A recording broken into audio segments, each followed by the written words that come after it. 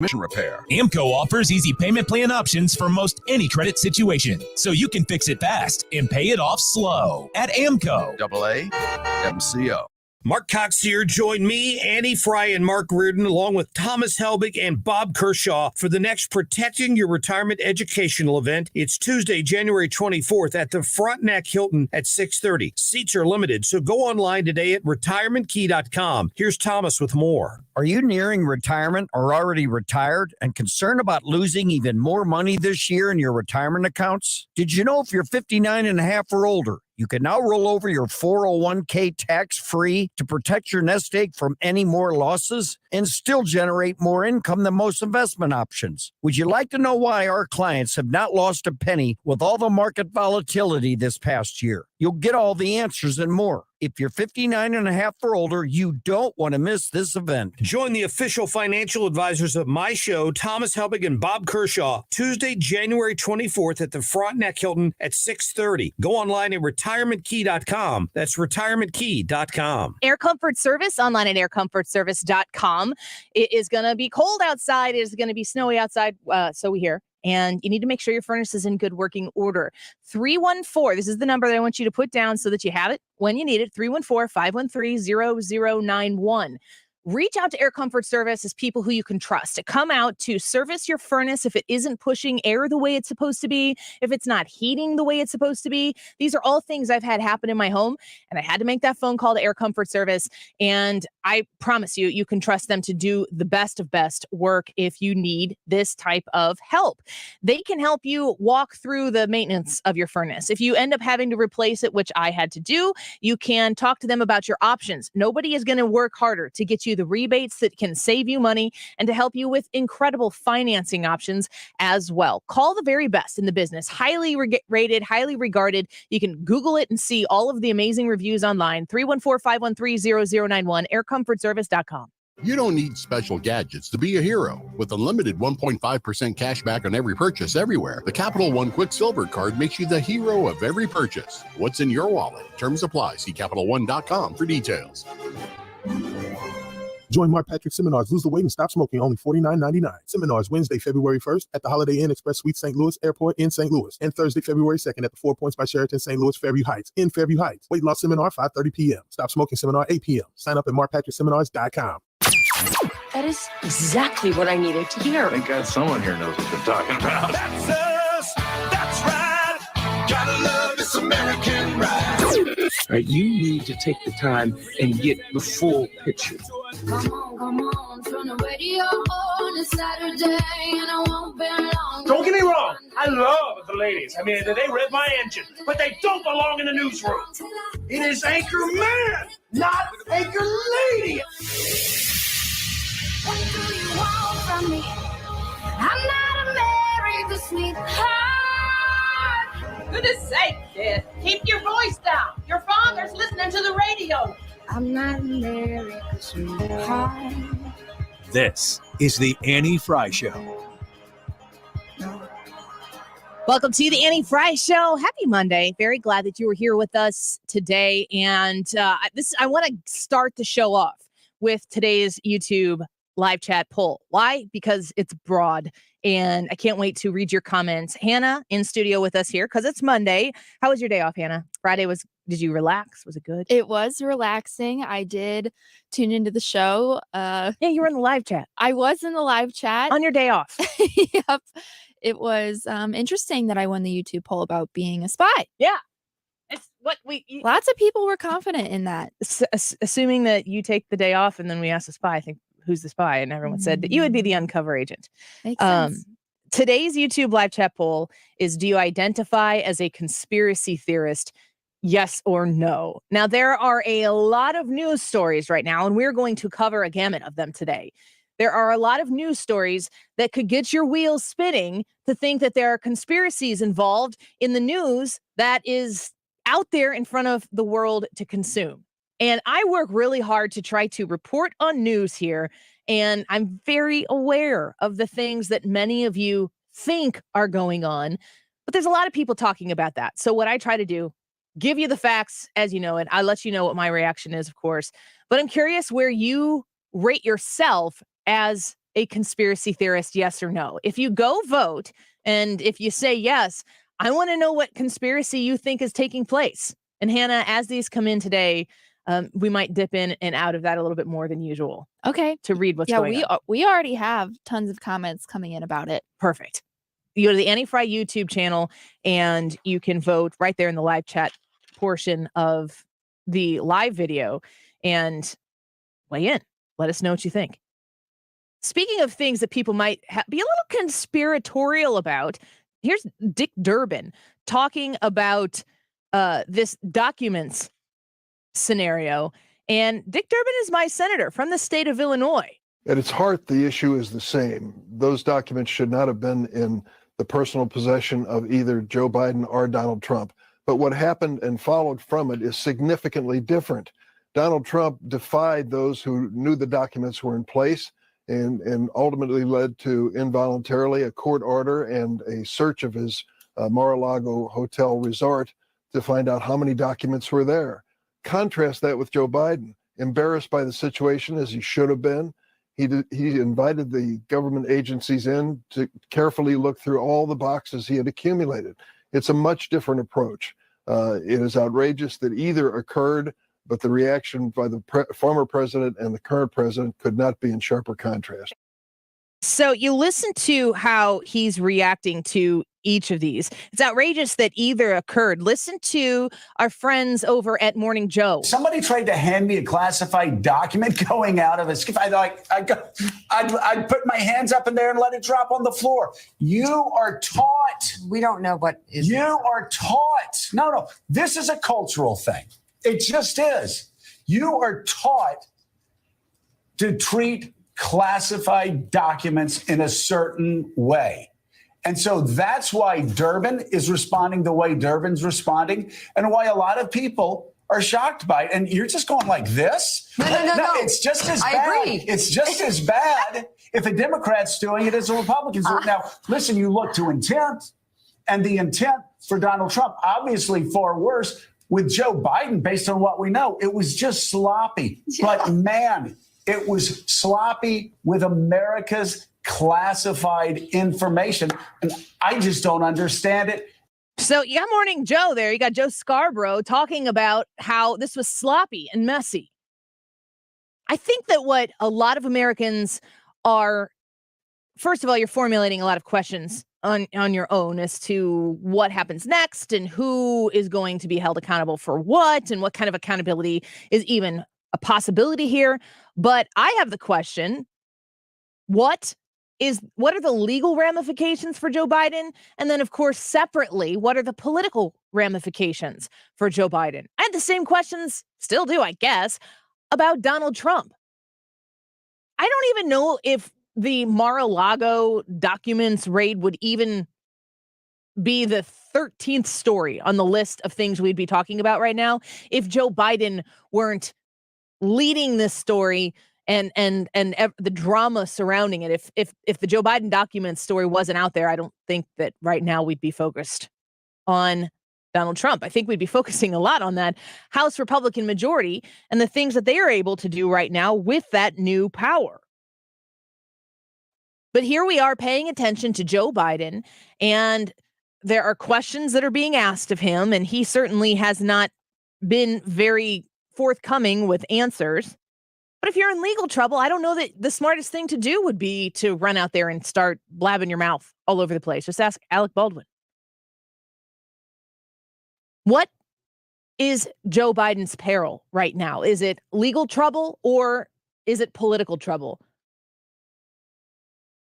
It feels very much so like the people in Joe Biden's orbit, specifically the Democratic Party, if they were looking for an issue that would have legs to depart from his second run for president, this might be it. But I also think in the news cycle that you and I are in and riding white knuckle every single day, that in 6 months, this could be so far from the forefront of your thoughts on President Biden or on a primary or on the fact that he is running again or not running again. There's so much that can change so quickly. But I have to ask myself, why is Dick Durbin publicly speaking out against this? Why is Joe Scarborough? What about our friend Adam Schiff? It is a real problem that these documents are somewhere they shouldn't be. I have a deep concern over anytime we discover that they're classified information and materials anywhere they shouldn't be. And I am so careful when I leave that skiff. I'm careful when I go into it. I literally pat myself down to make sure I've gotten rid of all my electronics and very careful not to take anything out of the skiff. No, look, I'm glad the president is fully cooperating. That's what he should do. That's what he needs to do. But the fact that there are, additional documents now in a place they shouldn't be, we need the intelligence community to do an assessment, just as I urged with the documents in Mar-a-Lago, and make sure that there hasn't been any compromise of the information. Adam Schiff is identifying here that there's an issue, that there's a problem. Joe Scarborough calls it sloppy. We have Dick Durbin saying it's outrageous. So you see a group effort here, whether it's conspired or, planned, for different people within the Democratic Party or different people on the left side of the aisle to come out and speak out against this.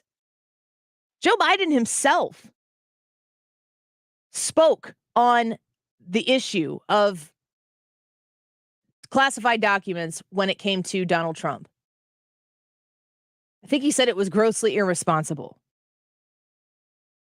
If you are interested in what happens next, I would be focusing more on the political ramifications for Joe Biden than the legal ramifications. And I think that as Americans continue to pay attention to this is good practice to see the people on the left and the media have to pay attention to this story. Fox News reports that Republicans on the House Oversight Committee are turning their attention to the Secret Service with another demand for information on visitors to President Biden's Wilmington, Delaware home, where classified documents were recently found. According to Chairman James Comer, who is from Kentucky, he sent a letter to the director of the Secret Service Monday to request visitor information as part of the GOP's investigation into Biden's mishandling of these classified documents. The request was made to the Secret Service after the White House said it does not keep a log of visitors to Biden's home. I think, was it Hans von Spakovsky that we spoke to, or maybe it was Andy McCarthy we spoke to last week. And then they brought up that point. Oh, they don't keep records of people coming in and out of President Biden's personal home, then vice president, so on and so forth. The point that they made was, are you telling me that if there was some sort of threat that was circling the president and they needed to know who was here at this point in time, do you think that they wouldn't be able to come up with that information and those details? Of course they would. And if it's a technicality or if it's a semantical counterpoint that, well, we don't have an actual log, but there is some sort of calendar or some sort of tracking referenceable information to say, well, yeah, at 3 p.m., Hunter Biden and Eric Schwerin, his partner, were over there, and, oh, yeah, some Chinese dignitaries. Like, that would be really inconvenient information, inconvenient truth, you might say, if that were to be revealed. So I could see why they would make it cloudy, but in the event that there was something super high level, which this probably is going to amount to be, that they would want to know more information about that. It would be able to be provided. I look at the information that was removed, and I think, how does it coincide with what Hunter Biden's laptop, the information, the real evidence that has been derived from that? Where do these things intersect? And you're not going to know. I'm not going to know. The only way we're going to find out is that there is a journalist out there who is able to put these points together and do it in a way that the American people can consume and that the people on the left cannot deny. I think that going back to the YouTube live chat poll today, which is, do you identify as a conspiracy theorist? Yes or no? Go vote on the Annie Frey YouTube channel. That when you start your wheels turning on the issue of these classified documents at the Penn Biden Center and at the private Wilmington residence of President Joe Biden, And then you add in what we kind of know about Hunter Biden, what we really know about Hunter Biden. We know way too much about Hunter Biden, folks, if you know what I mean. If you start putting those pieces all together, you can come up with some pretty intellectually based questions that you do not have answers to, which is why you need to rely on a media that cares more about representing the American public, asking the questions to anybody who is on the in between the question and the truth. We need to have journalists who are willing to go out there and do that work. It's incredibly important work. So you can dabble in your conspiracy theories if that's something that entertains you. I don't know that having a mind that goes into those types of conspiracy theories is any really different than being somebody who really likes fiction novels or, different types of shows and so forth on Netflix that you can stream in the middle of the night when you're binging something and entertained by it. There's a difference between being entertained by those conspiracy theories and living as though the worst possible result of those conspiracy theories is inevitably true. I cannot wait at 1:25 today to talk to Harris Faulkner about that. The dedication and pursuit of truth in reporting. Harris Faulkner is going to join the Annie Frey Show for the first time, and I am looking forward to it. This is a great guest and really excited that Brad was able to get her on the show at 1:25. We're going to talk to her about that, and we're going to talk to her about her best-selling book, Faith Still Moves Mountains, which I am about 2/3 through. It is an amazing book that is going to brighten your day. It's called Faith Still Moves Mountains. We'll talk to Harris Faulkner about that at 1:25. When we come back from right now, we're going to speak with Joe DeVito, who was in the studio with us when he hit the funny bone in St. Charles. He's going to give us a call. We can't wait to speak to him again. And I'm going to ask him specifically about the Joe Biden documents and how a media that's so incredibly used to fawning over this president, how are they going to reconcile those two things? And the announcement that the chief of staff for the Biden administration has resigned over the weekend. What does this spell out for the Biden administration and the future of the country? Writer, comedian, and a regular panelist on the Fox News show Kennedy and Gutfeld, Joe DeVito, with us on the Annie Frey Show when we come back. You're not enough. The Annie Frey Show is streaming online. Watch us live on YouTube and subscribe. The real estate market continues to make headlines for buyers and sellers. The big dilemma for sellers is finding the right buyer willing to pay the right price. Hi, Mark Cox here. And while most agents will make big promises, Gloria Liu with Your Home Sold Guaranteed Realty will actually present you with an upfront written guarantee. It states Gloria will sell your home at your agreed to price and time frame, or she will buy it, guaranteed in writing. Does your agent compare to that? Gloria's able to make this bold offer because she already has the buyers. So before you list your home, do your research, get to know Gloria Liu like I have. Call today, ask about her no obligation cash offer program or her guaranteed sold program. It's 314-325-6888. That's 314-325-6888, or visit GloriaHasTheBuyers.com. That's GloriaHasTheBuyers.com. Conditions apply. Gloria and the seller must agree on the price and the possession date. So Stewart's American Mortgage and our friend Stewie wants to make sure that when you are searching for a home or you are looking to secure a mortgage, that you know about the bagel loan. Thousands of dollars on the line here if you don't go with a bagel loan at Stewart's American Mortgage. Because when you go to purchase a home and you need to get that mortgage, you get to the point where you're signing all the documents and you're moving through the process, and those closing costs, they hit you hard. Stewart's American Mortgage designed the bagel loan so that you don't have to pay any of those closing costs. He gets rid of them for you. He doesn't put them in the loan or tuck them away or finance them over the 30 years. They don't exist. And I have refinanced with Stewie twice with the bagel loan, and they don't exist. I'm not dumb. And he explains the process in detail if you want to know, and I do, but I can't tell you that in 60 seconds. They don't exist. You can trust Stewie to set you up with the best situation for you on your next home purchase. 314-324-4440. That's 314-324-4440. Google the bagel loan, NMLS number 226715. If you're considering an annuity as part of your retirement plan, we need to talk. Hi, I'm Bob Stockdale, Senior Vice President Investments with the ClearPath Wealth Management Group at Stifel and host of On the Money Saturday mornings at 11 on 97.1 FM Talk. Annuities can be a useful tool for some retirement investors, but not all annuities are created equal. Every week, we meet clients who own complex annuities that don't suit their needs and, in some cases, actively undermine their retirement plan. Before you purchase an annuity, get a second opinion from the ClearPath Wealth Management Group at Stifel. Requesting a consultation is free of charge. To request a free consultation, contact us at clearpathinvesting.com. That's clearpathinvesting.com, or call us at 636-695-2650. That's clearpathinvesting.com or 636-695-2650. Stifel Nicholas and Company Incorporated, member NYSE and SIPC. Download Upside and start getting cash back wherever you roll. It's like having your own hype man.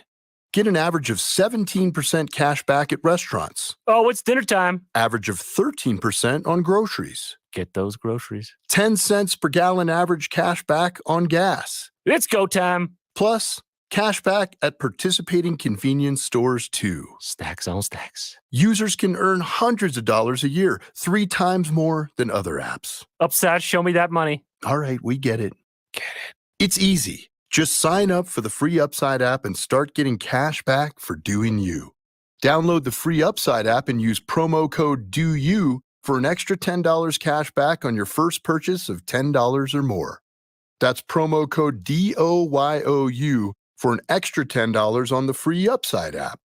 Get cash back for doing you with the free app from Upside. The Annie Frey Show. Let's talk to Andy McCarthy. For Biden to let his private lawyers do the searches rather than have the agents do it is something that I think can't be explained. On St. Louis's home for conservative talk.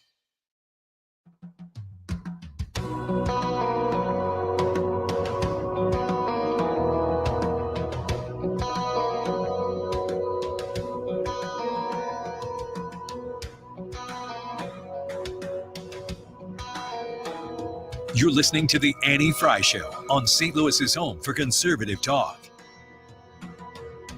Follow Annie on Twitter at Annie Frey Show.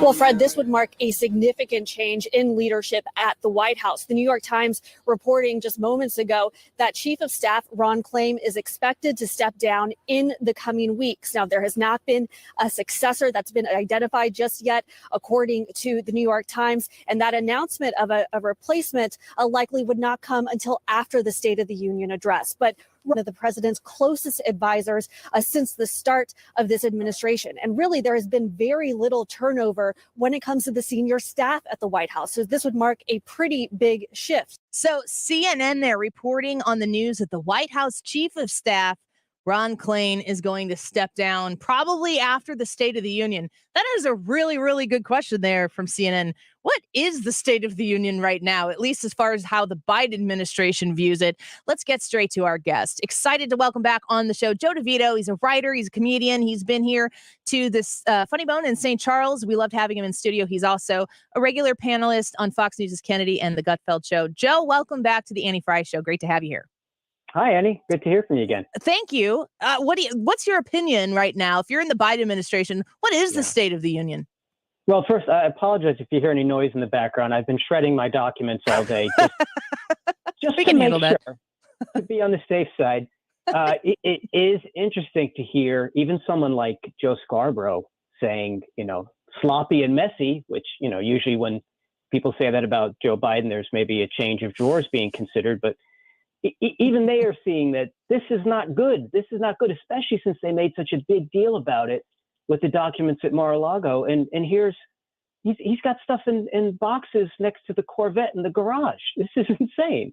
Yeah. It was weird in the way that he talked about the Corvette in that he was talking to Peter Doocy and he was saying it was next to the Corvette. He kept talking about the Corvette, and it felt very much like flashback to my high school, college years when the guy really wanted you to know that there was a Corvette. It didn't really have the same effect, though, in that press briefing. I mean, do you think Joe Biden has a good handle on what's going on right now? No. I mean, to be bragging about it. Well, I don't know. Maybe it's a distraction that we should be thinking we should be terrified about the idea of him zipping around in a Corvette. That's not a very welcoming image to see a man in his mental state taken to the streets. But yeah, it's sad. I mean, the way they even said that, well, they don't need to call the FBI because his lawyers are complying. And what did they offer to do? They offer to move the lawnmower in the garage so they could get easier access to the documents. It's really bad, you know, and you hear about the turnover in the White House. It is surprising that they haven't had more people try and jump ship. But I think we're starting to see signs that those people, they're definitely rats. So they're coming up with their exit plan. Yeah, it'll be interesting to watch. You know, Dick Durbin came out and spoke out against the documents with Joe Biden, Joe Scarborough, as you mentioned, and the resigning of the chief of staff. I'm wondering how you feel like your colleagues in the media are going to continue to pursue this specific story, the document story. They could not get enough of the Mar-a-Lago story. Yeah. And they have weighed in a little bit so far on the Biden one. Do you think that this is going to level things out? I think it could be a story that they're going to make disappear because it doesn't look good for them. So we're already starting to hear, even the way they phrase it. I saw today they said that it was 6 items of documents, which sounds like 6 documents, but that could be 6 storage cases full of documents. That could be 6 boxes full of documents. But we're already starting to hear that, well, whatever it was, it's not that big a deal that, you know, Biden's had some of these documents since he was in the Senate or when he was vice president. Certainly it's not as if he had a crackhead son living in the house causing whatever kind of security breach that might be. And I think that was when Hunter was at the height of his crackiness. So that's not the kind of guy that you want around sensitive docs. I'll guarantee this. None of those documents were paperwork for paying child support. No, she doesn't even get a stocking at the White House. Isn't that sad? It's gross. The pets did.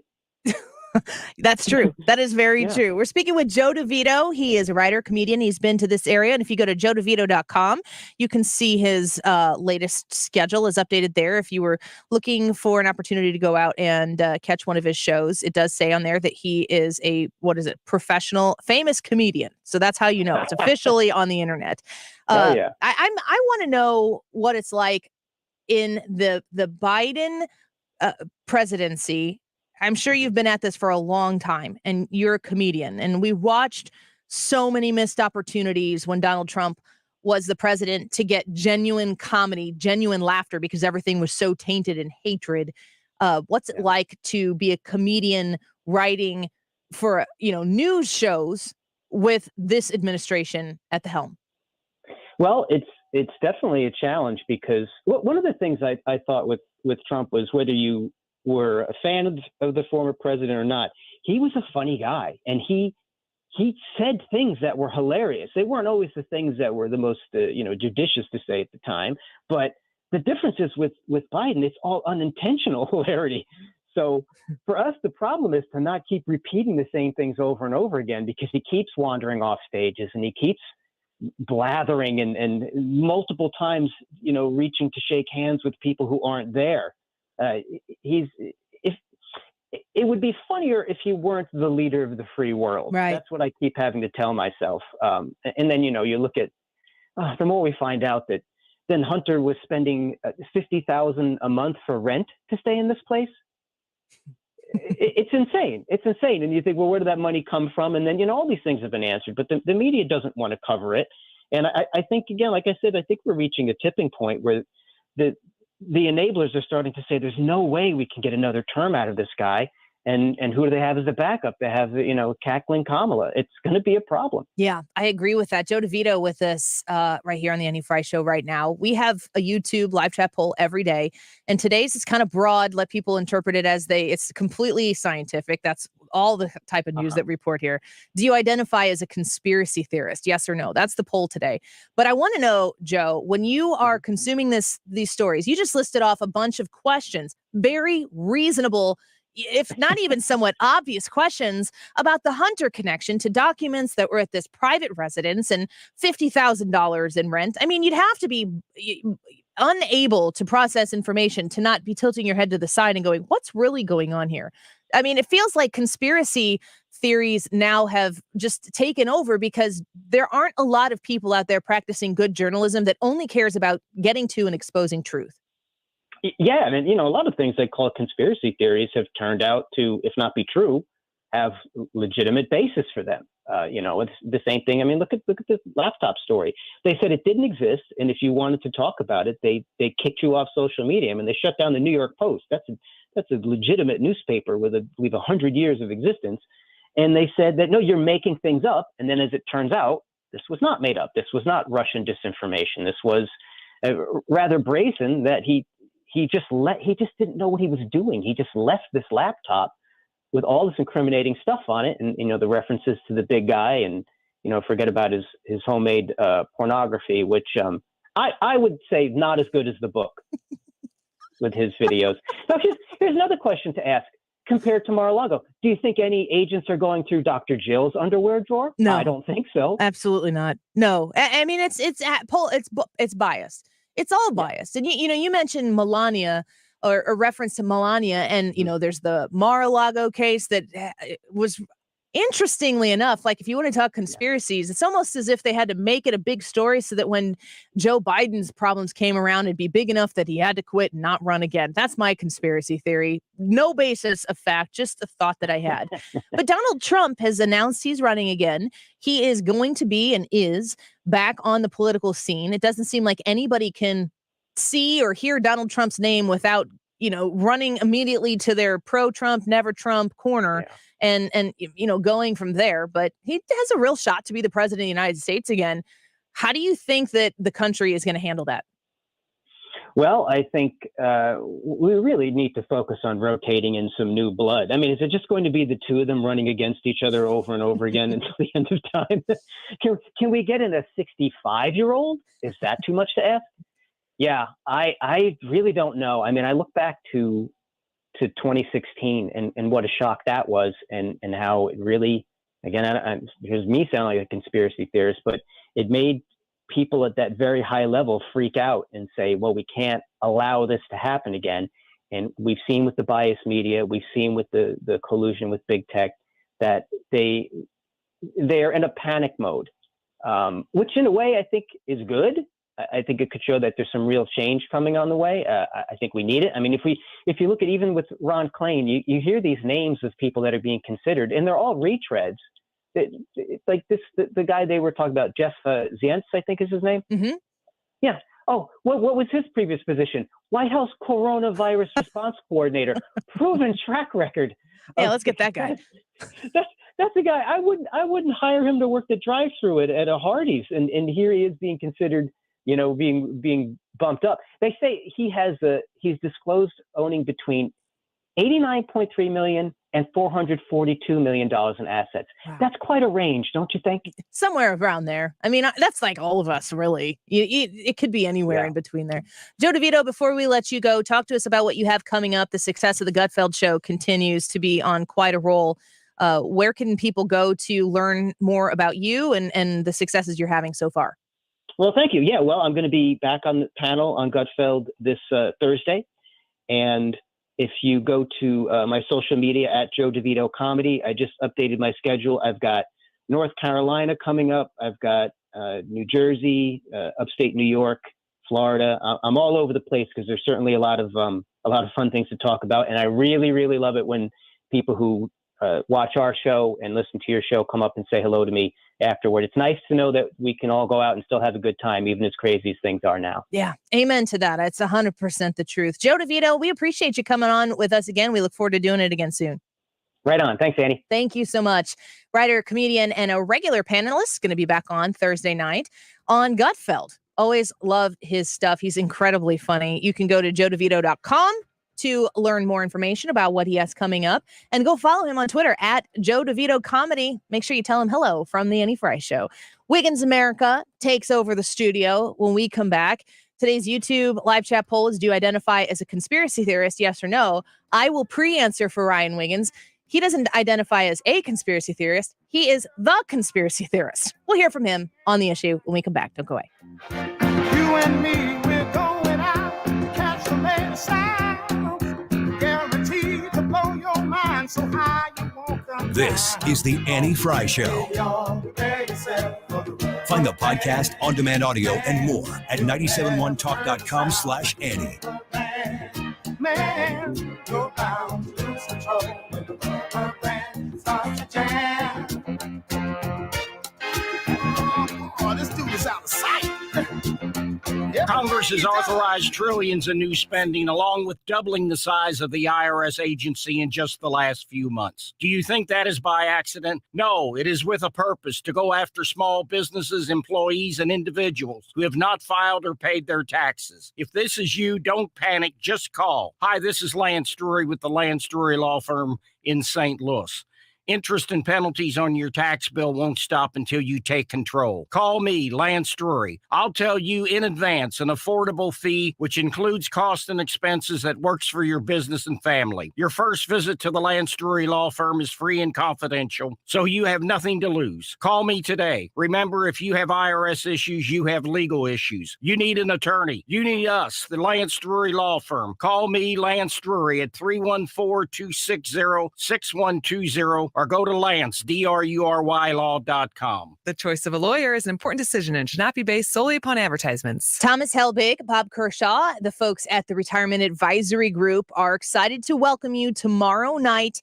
I think that there are a few spots available, so let's fill in with Annie Frey Show listeners. Huh? Don't you think that'd be a great idea? If you visit them and at retirementkey.com, you can learn more information about this event, but it is tomorrow. It starts at 6:30 p.m. at the Frontenac Hilton. It's easy to sign up for. It's free. They have snacks, and you're going to get to listen to like 30 minutes, 45 minutes of Thomas Helbig explaining how he has never had a client lose a penny. And if you're nearing retirement, how he can help you be a part of that crew. You can call them to reserve your spot at 314-993-9494. That's 314-993-9494 and take part in this amazing and free event tomorrow night at the Frontenac Hilton at 6:30 p.m. I'm going to be there. Mark Cox and Mark Reardon are going to be there as well. And we usually try to show up as close to 6 as we possibly can and meet each and every one of you up until 6:30 when it starts. Come out and join us. It is going to be a fantastic time, not a whole time suck for your entire evening. 314-993-9494, retirementkey.com. Join Mosby Building Arts every Saturday from 12 to 1 p.m. on 97.1 FM. Rich Orse and guests give insider tips about renovations, design, construction, exteriors, and more. Tune in to Right at Home with Rich on Saturdays or catch the podcast online. Learn to make money 5 ways with rental real estate. Double your money with apartments and get your map to financial freedom. And that map starts with a free workshop. Sign up now at lifestylesunlimited.com. Click on the Join Free Workshop tab and attend online or in person. That's lifestylesunlimited.com. Lifestylesunlimited.com. Again, that's lifestylesunlimited.com. Limited seating, unlimited potential. You're listening to the Annie Frey Show live from the Air Comfort Service Heating, Cooling, and Insulation Studio. Air Comfort Service is hiring licensed journeymen. Don't have a journeyman license? Air Comfort Service will help you get it. Get guaranteed hours year-round and more. Apply online at aircomfortservice.com. This is where real local and national accountability happens. This is 97.1 FM Talk, St. Louis's home for conservative talk. You're listening to the Annie Frey Show on St. Louis's home for conservative talk. Follow Annie on Twitter at Annie Frey Show. You got something for me, something you call love, but confess you've been a messin' where you shouldn't have been a messin', and now someone else is getting all your best. These boots are made for walking, and that's just what they'll do. One of these days, these boots are gonna walk all over you. Welcome back to the Annie Frey Show. Happy Monday. Glad that you're here with us. Today's YouTube live chat poll is: do you identify as a conspiracy theorist, yes or no? Visit us on the Annie Frey YouTube channel, and you can vote in the live chat section. We want to know why you voted the way you did. Clayton on YouTube says, is it a conspiracy when it is super obvious? I feel like there should be some attempt to create a cover-up. I'm a blatantly obvious theorist, which is a really good distinction. But I think in this poll, maybe that means You might be a yes. I don't know. Let's get to it here in a little bit because first we got Wiggins. I'm interested in the debate about that question. I already because answered there's your a lot of question for you. nuance, and you already answered for me, so I guess got to go with that. Did you hear the answer that I gave? I did. It said you are not a conspiracy theorist. You are the conspiracy theorist. Yes, I did hear that, and I will. I kind of am more like Clayton. The conspiracy theorist thing to me is interesting, but there's so many facts. You just think it's so you're just so convinced that you're right that you think it's obvious to you. Yeah, the truth exists solely within me. That's what he says every time he talks about the flat Earth. Yeah, But that's anyway, right. Let's get to your Wiggins America summary. Yeah, the sun goes around the Earth also. Also, the sun and the moon are different, which is brand new information to what's her face. Did you hear that story? No. Did anybody hear that story? No, what is this? Gosh, I'm going to disparage. I was just going to disparage Christina Applegate, who just hosted an award show. She used to have a nighttime show. Somebody's going to comment here. She used to have a nighttime show. She's kind of angry. It wasn't Samantha Bee, was it? No. Chelsea Handler. Yeah, she just said that she was like 40 when she realized that the sun and the moon weren't the same. What? Oh man. Wait, was it a joke or was she being real? No, it's not a joke. Wow. Okay. No, I did not know that. The sun and the moon aren't the same? Yeah, I did not until you told me Chelsea Handler pointed People that out. magazine reports Chelsea Handler says she, quote, didn't know until I was 40 that the sun and the moon are not the same. It was shocking to me as well. Huh. Seems like something you figure out before you can even speak. Man, I really want to be super motivated by all of her angry crusades now. She seems so well informed. Me too. Let's always remember this moment when it comes to Chelsea Handler. Mm-hmm. It's gonna be hard to forget. So moving on from Chelsea Handler into somebody who I think we can have a little bit more respect for. This is Sarah Huckabee Sanders. I, Sarah Huckabee Sanders, do solemnly swear. We're here to celebrate this momentous occasion. I will support the Constitution of the United States and the Constitution of the state of Arkansas. A huge moment for the state of Arkansas and for girls especially. I will faithfully discharge the duties of Governor of the state of Arkansas. Definitely turning a new page for Arkansas. So help me God. Congratulations, Governor. Love, Sarah. We are so proud of Arkansas. So she's the Why new... didn't that start with in a state known as Arkansas? well, you notice though that she is both you're taking her seriously and she's a good guy. And you know how you know that? She's a lady? No. The music tells you. Good guy. well, very- I don't know how she That identifies. background music is the same for every political ad. Isn't it? Disrespectingly genderist of you. Well, I apologize ahead of time to Sarah if she does come out and say that she for sure does identify as a woman. I haven't seen that news.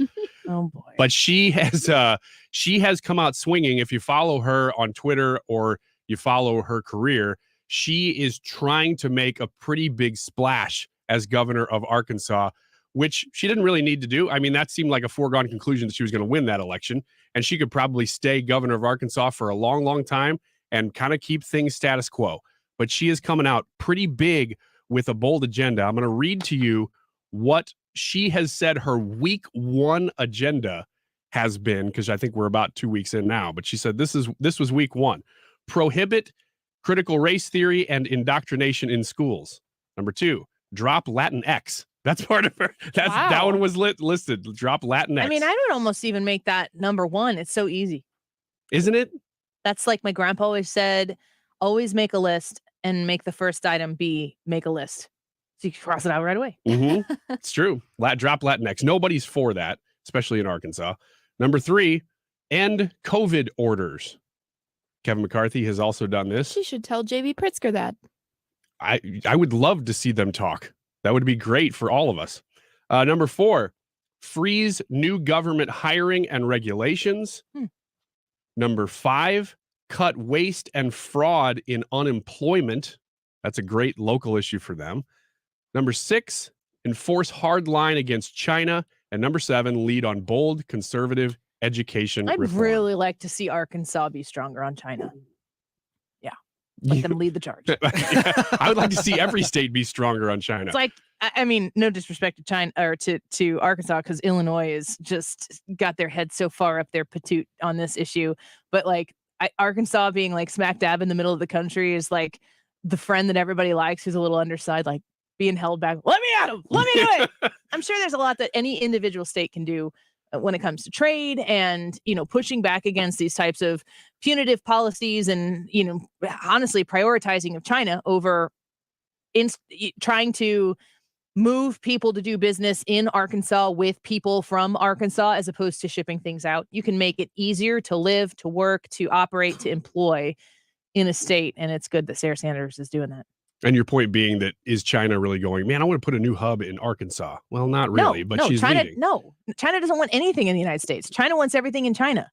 And places that are sympathetic to China say, sure, send it over there. And we're so punitive towards our local business, made in America. I mean, that was one of the things that Donald Trump said was going to be I don't remember which speech it was that he gave, but he wanted to have made in America mean something again. Was that made in America? Was that Joe Biden's 2 words? Yeah. Yes. That's just completely separate thought, but still funny. Yeah. Made in America, 2 words. So of those 7 agenda items I listed as week 1 for Sarah Sanders, I thought they were terrific. First of all, good stuff. Nothing wrong with any of those things. But 2 of the 7, if you notice, she has a high priority. Did you catch which topic she was hitting on a lot there? Do you follow her on Twitter? Yes, but not like a stalker. Well, I'm following her like a stalker. Like 2,000 people on Twitter. She is hitting hard on education. And she's good friends, apparently, with Corey DeAngelis. She was having him come to some events. Corey DeAngelis, of course, has been on this show before. And she says it's time for the GOP to reclaim the moral high ground on education. Democrats trapping kids in failing schools and a lifetime in poverty is wrong. Empowering parents to put their kids on a path to success with a quality education is right and exactly what I'll do as governor. So she is coming out big on education reform. My question for the room, do you think that should be the number one issue for a Republican running for pretty much anything right now, but maybe even president in 2024? I mean, if you're in Texas, your big issue is the border. If you are in New York or if you are in California and you're in a blue state and you're Lee Zeldin and you manage to tip off Kathy Hochul up there, your concern is going to be very different. It's all regional. But for president, I'm thinking this is one issue that across the board, no matter which state you're in, it does kind of hit home for you no matter what, because of everything we've seen in the last couple of years with COVID and the shutdowns of schools, with all the indoctrination of schools. I don't think that that's as big of an issue across the board as other things are right now, because I think we have other issues that are so huge. I think it's big, but I don't think it's number one. I think that there's a new voting bloc out there that is concerned parents. I definitely think that is. I think we saw that in Virginia, but it's really hard to say if that's the number one, because there's so many things. Like, how about the economy and inflation? At the end of the day, isn't that usually what gets people to the polls? For sure. It's the economy, stupid. You know? He was talking to you. Conspiracy theorist? The conspiracy theorist, according to Andy Frey. Yeah.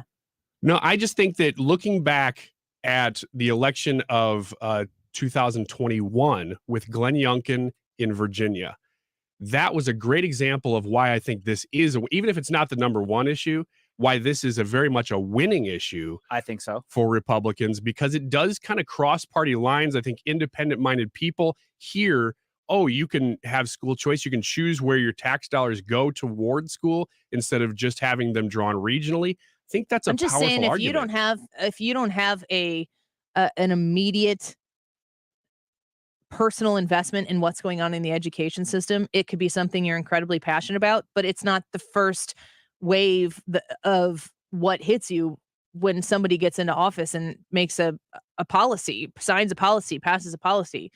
Crime is huge. I've wrestled with people in the Illinois Republican Party over the issue of crime. They wanted to say that crime was the leading issue for people in the state of Illinois. I said it's the leading issue for people in Chicago. It should be. Mm-hmm. But Illinois is a very good example.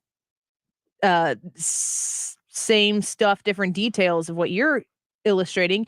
Crime, and especially the political reaction to crime, is a huge deal for downstaters. But the issue hits differently. And if you're living in Chicago or the suburbs, the crime spree and the investment in the crime that the Democrats who control all of that area make, and ensuring that you understand fully who the victim is. It's the person who's committing the crime. There's a reason they did it. We need to sit down and listen to these people and rehabilitate them and give them the second, third, fourth, fifth, sixth, however many chances, because that's what the priority is for those leftists. If you're in one of those suburbs, or if you're in the city, or if you've got a business that you're trying to run, that might strike your personal safety and your livelihood immediately, which makes a ton of sense as to why it would be the number one issue for you. But if you're downstate and that issue on a statewide basis is going to turn into the Safety Act, it is going to turn into this gun grab that they have right now, that does not hit the same. And you're looking at being overtaxed at every turn. You're looking at education, like you said, people wanting to insert woke types of curriculum into the classroom. You're looking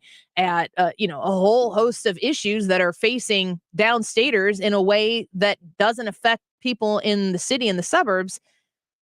To me, it really is regional, which is why you have to have a broad platform. And I think if we're talking about running for president, you early on have to have a very well thought out plan to tackle the wide variety of issues, which means you have to tap other people who are experts who want to get on immediately to be a part of a solution, because you can't be the guy or the girl who steps into that role and be a wizard at all of it. You have to show that you're wise enough to listen to the experts on it and go from there. And that is the opposite of what Joe Biden is. Yeah. Joe Biden isn't the guy who sits back and listens to what everybody says and ponders it and makes a decision. I don't even think they tell him. I think they make those decisions without his presence. They might let him know what he needs to know because he's the president, and they want him to be versed on certain things. But I guarantee you they measure what he takes in, because I don't think he's capable of it. No disrespect to him. He is at an age where I don't think that he can handle the rigors of the presidency, and they have adjusted the presidency to fit that. I think that was one of Donald Trump's greatest strengths. I know a lot of people would probably invert themselves when they hear that, is not who he surrounded himself by, but he brought people in.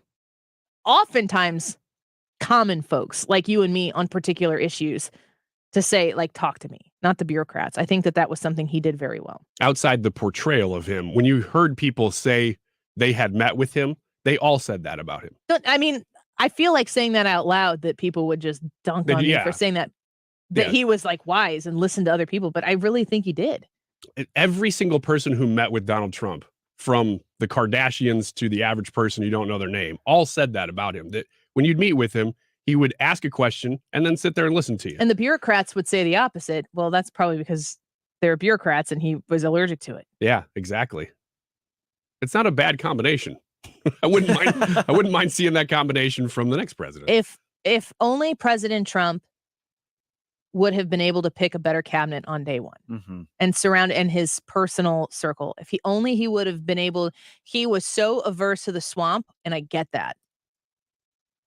I don't know if he would have surrounded himself by people who actually were swampy, if he would have been nearly as effective at the things he was effective at. He was effective at so much. I don't know. Sarah Sanders is one of those people who came into his orbit and did very, very well. And now she's the governor. So those coattails get you somewhere.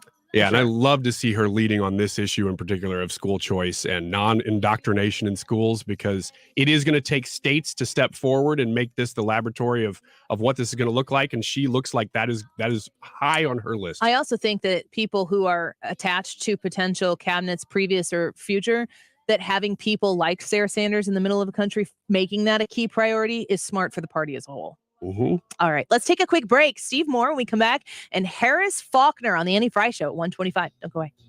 Attention. Per the current government mandate, U.S.-based insurers are now required to cover at-home COVID testing kits with no out-of-pocket fees to you. If you have a current insurance plan, you are eligible to receive up to 8 COVID-19 tests shipped to you each month absolutely free, as long as the government mandate is in effect. Just visit testkitforfree.com to register now from the comfort of your own home. That's testkitforfree.com to receive your tests shipped to you at no cost. Go to testkitforfree.com today. Paid for by T. Health. If you have ever thought about remodeling your bathroom but were worried it would take too long or cost too much, then stop worrying. Right now, Jacuzzi Bath Remodel has designed a collection of high-quality custom products and perfected the one-day remodeling experience so you can enjoy your new bathroom faster than ever before. It's a worry-free bath remodel from the most trusted brand name in the business, Jacuzzi. For a virtual or in-home appointment, call 800-826-9895. That's 800-826-9895. 800-826-9895. Surprise! Surprise! You know, surprise parties,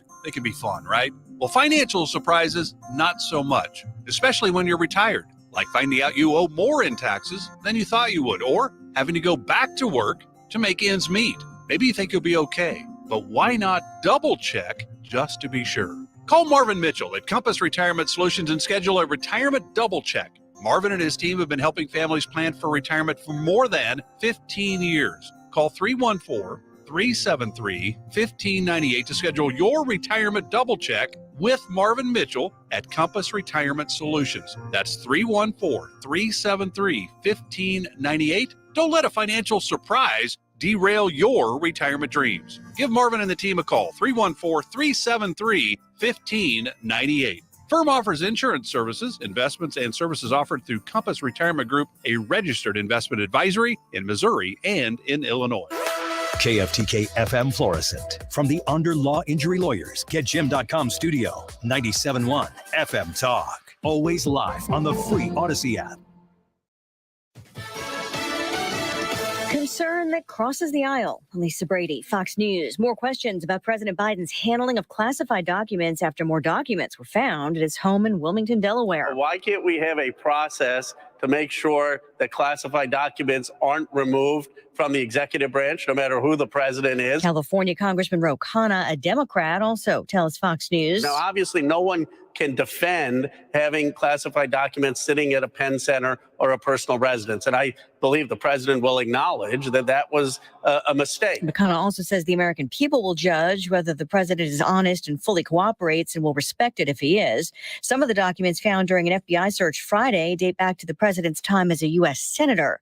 A mass shooting over the weekend in California may have stemmed from a domestic dispute. There's reports saying that apparently this suspect may have been upset with his ex-wife because she got invited to an event here at this dance studio and he did not. But again, police have not confirmed that information. They do not have a motive at this time. Fox's Christina Coleman in Monterey Park, where the 72-year-old gunman killed 10 people, wounding 10 more at the dance studio before later killing himself as police approached the van he was in. Spotify changes its tune, announcing job cuts. 6% of its global workforce, the music streaming service, the latest tech company to scale back pandemic-era expansion, leading to a stock bounce ahead of a string of tech earnings reports the next few weeks. And we'll see maybe if some of this is for real. Is it just a case of investors kind of piling into stocks they know were beaten down last year, will get a little bounce to start this year? Or is there more to it? Are their earnings going to hold up even as the economy turns down into recession or something close to it, largely based on all the cost savings related to these job cuts? Fox physicist Connell McShane. America is listening to Fox News. Big tech is a real danger. Now, Congressman Ken Buck's new book exposes their censorship. It's called Crushed: Big Tech's War on Free Speech. Google, Facebook, and Twitter suppress the truth about Hunter's laptop, COVID, Trump, and more. If you're tired of their liberal bias and how Google uses Gmail and YouTube TV to censor you, get Crushed, an Amazon bestseller. Find Ken Buck's Crushed at bookstores or see the free offer from Newsmax. Go to crush911.com. That's crush911.com. As a Walgreens pharmacist, I talk with people all the time about little tips and tricks for filling their Medicare prescriptions, like taking advantage of Walgreens 90-day refills to save them a trip, or using Refill by Scan, which is super easy and right on your phone. And for anybody worried about prescription costs, I say, hey, we got you with low-cost copays on many medications. Let's talk about making things easier. Walgreens is here. Fill your way and save at walgreens.com/Medicare. See pharmacists for restrictions and exclusions. Air Comfort Service, heating, cooling, and insulation. Weather. Chief Meteorologist Dave Murray. Partly to mostly sunny skies, 42. Clear and 28 tonight. Tuesday, partly sunny skies, though clouds on the increase in the afternoon, 45.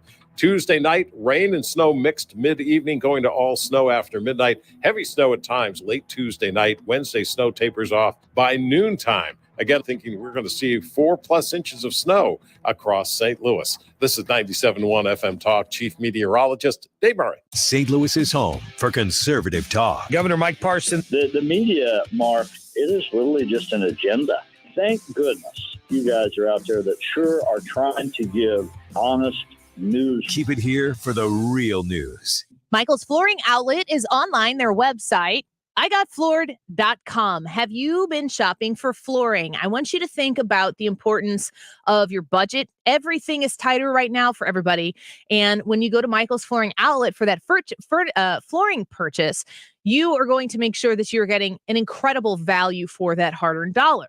igotfloored.com. When you go to the website, you can see how to request an estimate. They do both residential and commercial projects. So if you're in the business of replacing flooring, you need to make sure that you check them out. They have all of the different kinds of flooring that you might need. There are a ton of different ways that you can achieve that hardwood look, including hardwood, of course. And Michael's Flooring Outlet can navigate all of that process with you to make sure that you are getting exactly the type of flooring that fits your circumstances, that's going to withhold all of the life you're going to live on it. Michael's knows how to navigate that process with you and make sure that your investment is a good one, including carpet for padding, for experiencing when you walk in the store, the different types of displays they have so you can feel what you're investing in, the Mohawk Smart Strand brands. It's all at Michael's Flooring Outlet. Find them online at igotfloored.com.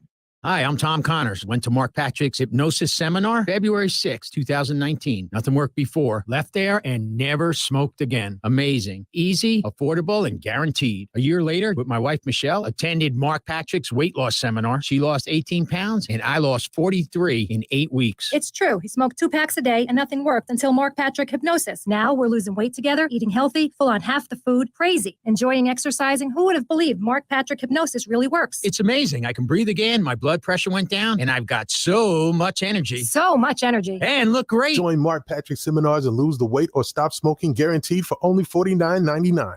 Hypnosis is designed to destroy unwanted cravings. That's right, seminars, Wednesday, February 1st at the Holiday Inn Express and Suites, St. Louis Airport in St. Louis, and Thursday, February 2nd at the 4 Points by Sheraton St. Louis, Fairview Heights in Fairview Heights. Weight loss seminar, 5:30 p.m. Stop smoking seminar, 8 p.m. Sign up at markpatrickseminar.com.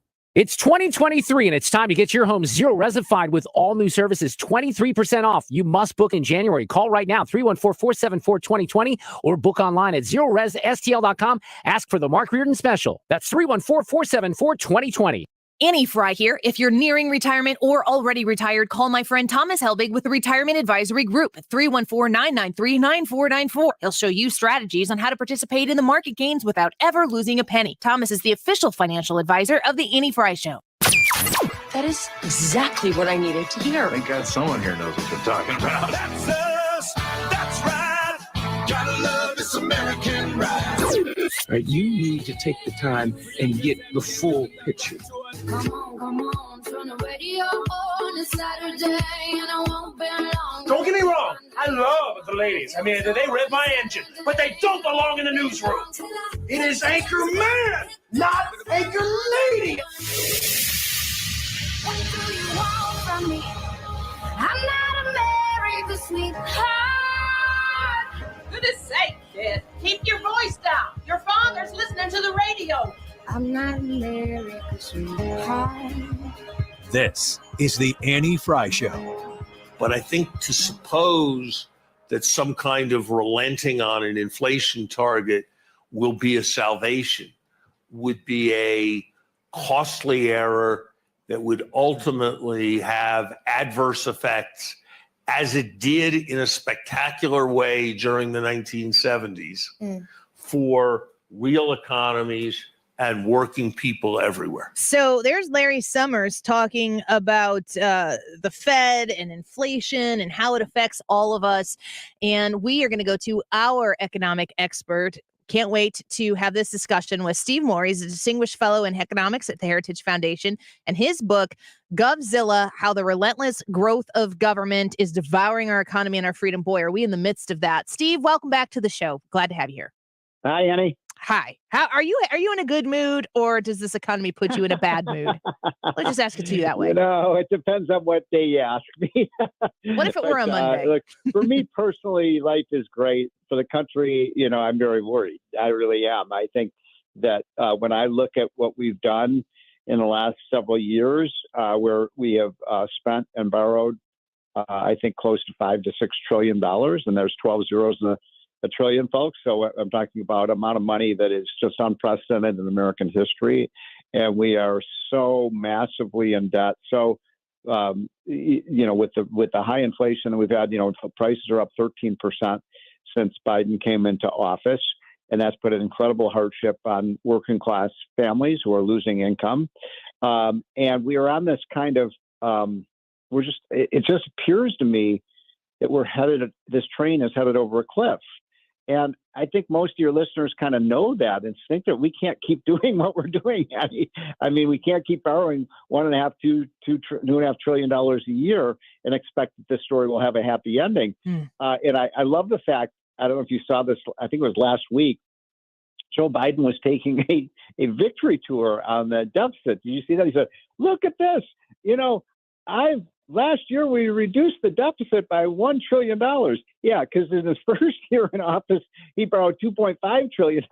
And this year, he's, quote, and I've got it using air quotes, only borrowing 1.5 trillion, 1.5 trillion. So, yeah, he's brought the, it's like saying, one week I was drinking 8 beers a night. Now I'm only drinking 6 beers a night. Look how much I've improved. That's such an important distinction, because he does talk about the deficit all the time, and he uses it to kind of champion what he's doing. You're saying that the deficit is still increasing, but Joe Biden is increasing it at a slower rate. Yeah. Than the first time. But one of the highest rates of deficits ever in the history of this country. Wow. By the way, Donald Trump, who I worked for, I was one of his economic advisors. I really admire so many of the things he did for our economy, but he wasn't blameless in this either. I mean, he was borrowing a lot, and then Biden came in and borrowed twice as much as Trump did. And so, I'm very worried about this. I think that the good news, inflation has come down. When we were talking this summer, we had 9 to 10% inflation. Now we've got 6 to 7% inflation. I think it's going to continue to go down to maybe 4%. But, we need to get it back to the target of, don't forget, I've said this so many weeks in a row on your show, that when Trump left office, we had a 1.5% inflation. We weren't talking about inflation, were we, when Trump was president? No. So, we've got and the other thing is, even if they stop inflation, even if we get inflation down to their target of 2%, we've already done so much damage because those price levels have permanently increased. Will we ever go back to $2 a gallon gasoline? I kind of doubt it. I hope I'm wrong about that. So I think a lot of work to be done. And I've always said that if you want to get the American economy to improve, the most important thing is we must cut federal government spending, which is out of control, and everyone knows it. I mean, a report just came out a few weeks ago, $150 billion of fraud payments in the unemployment benefit program. These are people just ripping off the whole economy, and so that cannot continue. Steve Moore speaking with us now, the Distinguished Fellow in Economics at the Heritage Foundation. You mentioned both President Biden and Donald Trump. You said they both were spending way more than they were taking in, of course. Is this all COVID related? Are we going to be 10, 20, 30 years down from this moment in time, economically speaking, and just put this all in the COVID bucket, or is it more than that? More than that. COVID was, in my opinion, COVID, was a deadly virus. Most of the government response to COVID in Washington and in many of the states was exactly the wrong thing to do. We should have never shut down our economy. That was imbecilic. We should never have, obviously the catastrophe was shutting down our schools and the damage we've done to our kids, shutting down churches, shutting down restaurants. We really, really did severe damage to our economy. By the way, to our Constitution. Where does it say in the Constitution the government has the authority to tell businesses where they can stay open or not? I mean, that's crazy. And so, but, COVID became, in my opinion, an excuse for big government liberals in Washington to spend money that they wanted to spend, but they didn't have the excuse to do it. There's that old saying, one of Barack Obama's aides, that a crisis is a terrible thing to waste. And so what the left did very effectively was they used COVID as an excuse to massively expand the size of government because that's what they want to do. And so now we need a retrenchment of government. We knew, in other words, I'll give you a statistic that was kind of amazing to me, and I didn't even think it was true, Annie, until I looked it up. But one of my good friends in the United States Senate, one of the guys I admire the most in Washington is Rand Paul, the senator from Kentucky. And he put out this release the other day saying, all we have to do if we want to balance the budget, you ready for this, Annie? Okay. All we have to do is just go back to the level that we were spending in 2019. Wow. If we just said, okay, here we're spending, I don't know the exact, let's say $4.5 trillion. That was roughly what we were spending in 2019. In 2023, let's spend $4.5 trillion. And guess what, folks? I just balanced the budget. That's accessible. I think that's something that voters would hear and go, okay, wow. I understand that. Yeah. And I didn't even believe the numbers. I said, Rand, I think you're wrong about this. But then I looked him up and it turned out I shouldn't have second guessed him, but he knew what he was right. talking about. Yeah. You need to just put a hard freeze on spending. And I think most Americans will go for that. I've been on the road a lot lately. And in fact, I missed your show last week because I was on the road and talking to Americans across the country. And, people are very nervous about what we're doing. Most Americans aren't economists. I mean, they don't think about this every day like, I do, but they know instinctively that what we're doing is very dangerous. It's like it's like lighting a match in a munitions factory. That's what we're doing. Yeah. And I'm looking at a headline right now on Fox Business. It says more U.S. companies brace for job cuts amid likely recession. Everybody, I think, who, it loves their job and is employed right now probably sees that the belt has been tightened over and over and over again in the last few years. And there's been attrition. And you look at what's left. And when you don't look around and you see anywhere else that belt can get tight, and you start looking at yourself and you get nervous. And this economy, if it can't continue to hold up the jobs numbers, which seems to be the number one thing that Joe Biden has championed over the course of his time as the presidency, to me, it feels like that takes away his trump card. Yeah, I mean, I agree with what you said. I mean, the problem we have right now is I don't think Joe Biden has any inclination to want to cut government spending. I think he thinks he's been put in office to grow government. Remember, there was this famous moment when he first came into office. I don't know if you remember this, Annie, when he met with several of these left-wing historians, and he asked them, what do I have to do to be a great president? And you know what they told him? Spend money, grow government. Sounds like a good politician, but not necessarily a good president. Yeah. I mean, one of our greatest presidents, Ronald Reagan, did not come in and spend money. He actually gave money back to people, and we cut government. So, I think it's going to take a new president. I think it's going to take a national willpower of the American people to say enough is enough. This last election, almost all the incumbents won. I'm like, you're rewarding these people? It's a head scratcher. You're putting them back into office after all the craziness that they've done. So I think America has to wake up to the danger. This is not a fire drill, folks. This is the real thing. And look, I don't know if it's going to happen in a month, a year, 3 years, 5 years, but it is coming. And, if you're in a ditch, what's the first rule, Annie? You stop digging.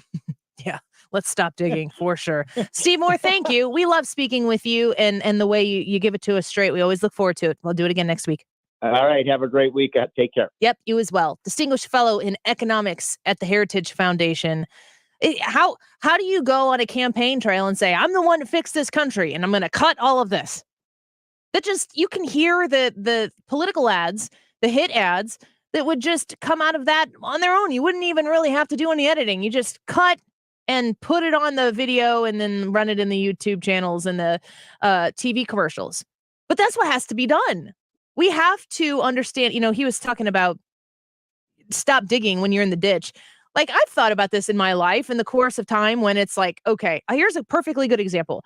I have not had the time due to kid schedules. These are all my excuses, mind you. Kid schedules, being busy with work and election, holidays, blah, blah, blah, blah, blah, all of that.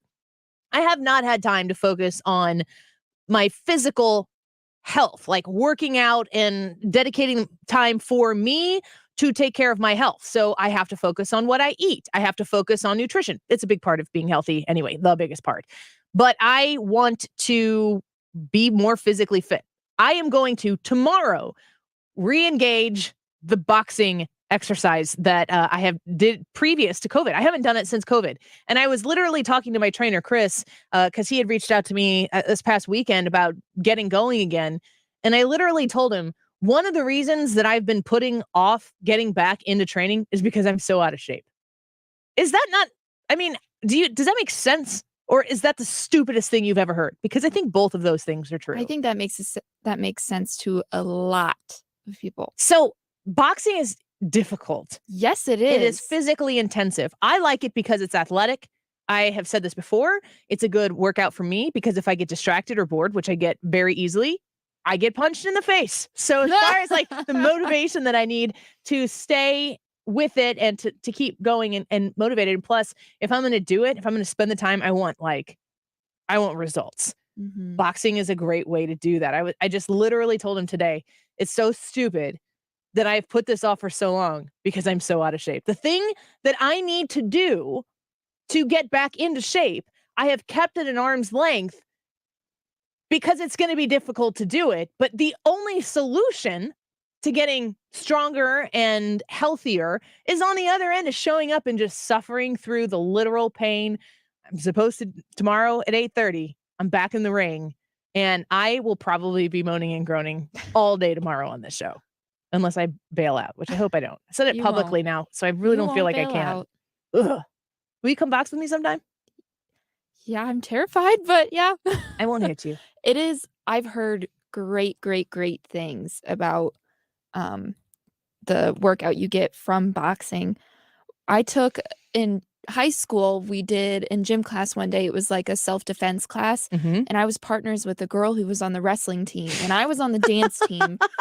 And you're like, how she does was this work taking it so serious. And, I held up the mitts and she was going to town. And I was like, this is just a joke. Yeah, you got to hold the it's mitts not with real. some strength. And of course, I got paired with the strongest woman ever. So it was a horrible experience for me. No, I'm looking forward to it. There, I put it out in the world, but it is a really good analogy as to what this country needs to do to get fiscally healthy again. It's going to require doing the right thing, which is not going to feel good. But at the end of that, you have more liberty. When you are a fiscally and financially healthy country, you can help more people. You can do more things with the assets that you have. Missouri's always talking about, from a state legislature standpoint, all of the things that they're going to do with their extra money that they're like, oh, maybe we should give it back to the taxpayers. Well, no kidding. It's just, you get yourself in a good place. The hard work is getting yourself there. You got to be willing to do it. We should take a break right now. Why? Well, because Harris Faulkner, Fox News' Harris Faulkner is going to be on the Annie Frey Show when we come back. And I cannot wait to have a conversation with her about what it's like to report on the news, to comment on the news, and then to write about, in her newest book, which is a New York Times bestseller, Faith Still Moves Mountains, her faith side, which is internal to her while she is in the business of news, which is not always good, but it's also not always bad. Harris Faulkner on the Annie Frey Show when we come back. The way you smell so sweet. The Annie Frey Show is streaming online. Watch us live on YouTube and subscribe. Well, you could have been anything that you wanted to. I'm Dr. Nick Barnes at Health From Within Family Chiropractic in Rock Hill. At Health From Within, our mission is to transform the way you manage your health by bringing you the truth about health and healing. We use proven techniques to remove interference in the nervous system and maximize health naturally, without drugs or surgery. Connect with me at healthfromwithinstl.com and join me for Maximize Living on this station every Sunday at 8 a.m. or download the Maximize Living podcast, healthfromwithinstl.com. If you own a home in St. Louis and you want to sell it as is without any inspections or the need to make any repairs, Call Chris Buys Homes St. Louis.com at 314-782-8000 and get your cash offer without any obligation, commissions, banks, or headaches. Chris buys vacant homes, inherited homes, fixer-uppers, beautiful homes, even the tenant who won't pay the rent apartment. Google us, Chris Buys Homes in St. Louis, and check out our best reviews from satisfied customers. When you sell to Chris, you decide when you want to move, according to your schedule and your terms. Go to our website, chrisbuyshomes.st.louis.com, or call Chris at 314-782-8000. That's 314-782-8000, and get the offer you've been waiting for. 314-782-8000. The federal government is hiring 87,000 new IRS employees and enforcement agents. Make no mistake, with spending out of control, they're looking to collect revenue. The first target will be you. If you have not paid your taxes or filed them in years, let me help you get that target off your back. Hi, this is Lance Drury with the Lance Drury Law Firm here in St. Louis. So if you have unfiled returns, wage levies, bank levies, or tax liens, now's the time to call the Lance Drury Law Firm before the IRS calls you. Your consultation is free, so don't put it off. The Lance Drury Law Firm focuses solely on tax resolution law. It's all we do. And if you have IRS problems, you have legal problems. Let us use our tax law resolution experience to guide you and work on your custom resolution plan. Call now. It's free and confidential. Call me, Lance Drury, at 314-260-6120 or go to lance.drurylaw.com. The choice of a lawyer is an important decision and should not be based solely upon advertisements. The Mark Reardon Show. If you lie to this investigative panel, there's no crime that's committed. If the FBI pins you down and you lie, then there's a crime. Jane, we may never know these answers, and that's frustrating, I think, to a lot of people. Weekdays from 3 to 6. St. Louis's home for conservative talk. Well, I guess it would be nice. You're listening to The Annie Frey Show on St. Louis's home for conservative talk. Has got a body like you, but I gotta think twice before I give my heart away. And I know all the games you play because I play them too. Oh, but I need some. Welcome back to the Annie Frey Show. Thank you for spending some of your Monday afternoon with us. We spoke to Joe DeVito at 12:25. Make sure you do the rewind on the Odyssey app, and you can pick up the comedian Joe DeVito and his conversation with us. And just got done speaking with Heritage Foundation's Steve Moore. Packed show today, but the guest that I've been waiting, I feel like it's been a week since I've been told that we could maybe get our next guest on the show, and it's a first for us. I am so happy to welcome Harris Faulkner onto the Annie Frey Show, a #1 New York Times bestseller for a book that I'm about 2/3 of the way through, Faith Still Moves Mountains. Harris, thank you so much for your time today. It's great to have you here. Well, hello, Annie, and thank you for having me on. It is such a thrill to join you, and I'm fans of both those people that you mentioned. Joe actually sits around the corner from me, and he's hilarious. Yes, he is. He's such a fun guest to have on, kind of changes up the pace a little bit. Yeah. So thank you very much for having me on. Of course. Well, I want to say first and foremost that your book, Faith Still Moves Mountains, like I said, I'm 2/3 of the way through it, doing the audio book. So you and I have spent some time together. You don't know that. Oh. But it's really incredible because here, at least on this show, we're a midday talk show. We're on a Fox News Radio affiliate station. There's good news and bad news every day. You encounter that every day. But as somebody who is outspoken as a person of faith, it's so refreshing to hear your take in this book on these stories that the rest of the country and the world are consuming, maybe with that same faith, maybe without. Well, you know, it's interesting that you say maybe with that same faith, maybe without, because I think many of the times these stories get reported and you don't know the whole story. For instance, in 2019, I covered the Twister outbreak in Lee County, Alabama. I covered former President Trump's visit there. There were a whole lot of things that were breaking news about that story. I mean, that Twister outbreak was devastating.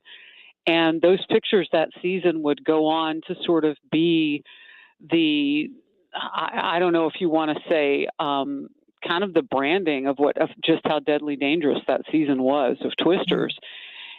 But beneath it all were stories of miracles, and those didn't make the news, and many times they don't. And what I love about the divine assignment that the Lord put on my life, and my assignment in general from the Lord, is to be a witness. I don't prophesize. I'm not a pastor. I'm a journalist. I tell other people's stories. And what I realize is if I just dig a little deeper, it's amazing what the Lord is doing, even in those stories that we think we know. Yeah, that is so true. In the case of Lee County, Alabama, I'll be quick here. Ernestine, in her 80s, as you know, you're reading the book, had survived a horrific twister that hit her house. The prayer closet stood. And when the EMTs picked her up, she'd been praying mightily before the storm, during the storm, and after the storm. Lord, if it is your will that I would have more of the life that you've given me. It is more than a miracle. It's an ongoing relationship that delivers that miracle. And it's on God's timing. There's so many of these stories in the book that are contemporary as we know them, pulled from the headlines. But did you know that there was a mom inside the Aurora, Colorado showing of Batman when the shooting started? James Holmes with that fiery red hair that we came to know from him being in court for so long. When he killed people in that movie theater, her young teenagers were at her side and one had slipped away. They were trying to get out. And this mom was praying mightily for her family, for everybody in there. She was able to reach that child and grab her back. The power of the Lord. He's a healer. He's a rescuer. I'm so thrilled people are reading this book. Yeah. And you know, in order to have the confidence to do what you do and to be in contact with all of these stories and turn it into this type of faith witness is an incredible thing for people who are reading it. And as I was going through the various stories, I mean, you spoke about the prayer closet and the tornadoes, but that was an act of God, of course. When you look at all of the evil that exists in some of these stories that you're talking about, we still see acts of God in their midst. And it is so important for those stories to be highlighted. And if you can't do it in full on the air, you still bring in that experience that you have reporting on them and seeing that faith side of each of them. Well, thank you for being a witness through your reading of the book to some of those things that people may find as a reason to lean into God if they have for some reason. And we're not perfect. I've done it. We've all done it. It's not that our lives take more precedent over the Lord, but sometimes our journey can be so filled with potholes that we think he doesn't hear us. And so we start to pay more attention to our struggles. And when we're winning, we pay more attention to our victories than to the struggles of people around us that we might be able to pray for. And I think you're right about this. And had anybody told me that it was going to be a headwind against me to talk about this as a journalist, I might have stopped doing it a quarter century ago. But, you know, Annie, when people would ask me as a young reporter who literally got sent to every disaster, if you saw me show up on scene as a young reporter, something bad had happened. That's what I did. I covered fires, and I was a storm chaser for 8 years in the Midwest. And people would say, foundationally, where do you take your toughest moments after covering other people's toughest times? And I would say I take those feelings, the heartache, the despair that people have. I try to learn as many names on scene as I can, and I pray for them. And I also pray for myself that I might be able to stay strong and the Lord's divine assignment for me and his purpose for me in my life. Wait a minute. Did you say you pray? Yes. Are you talking religion? No. We don't want to know that. Yeah. And then I would get to thinking, Annie, look at all the things we know about people. Like, I know some pretty awful stuff about people I've worked with over the years. The constellation of gossip, are you kidding, in a newsroom? And I look back at that and, you know, workers cheating on their wives and blah, blah, blah, blah, blah, drugs, the whole bit. And I'm thinking, if the worst thing that you know about me is that I pray, yeah, you should consider yourself lucky. That's so accurate. Harris, you probably don't know anything about me, nor would I expect you to. I'm 38 years old. I've got 4 kids. I've been in radio for not quite 20 years. I started right out of college, but I have spoken about my faith on this show, and I've been criticized for, thrusting it in people's faces.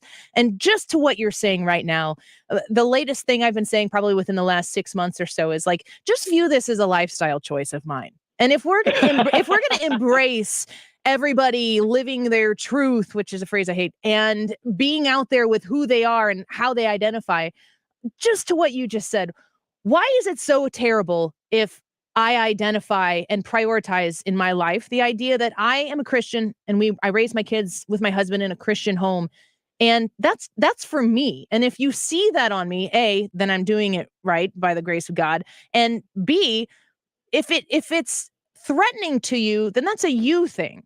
Because if you look at all the other lifestyle choices that we consume in the secular world, of course, through the news cycle as well, there are a lot of people out there making lifestyle choices that they want to infiltrate into my business. Why can't this really be in the same category? Preach it.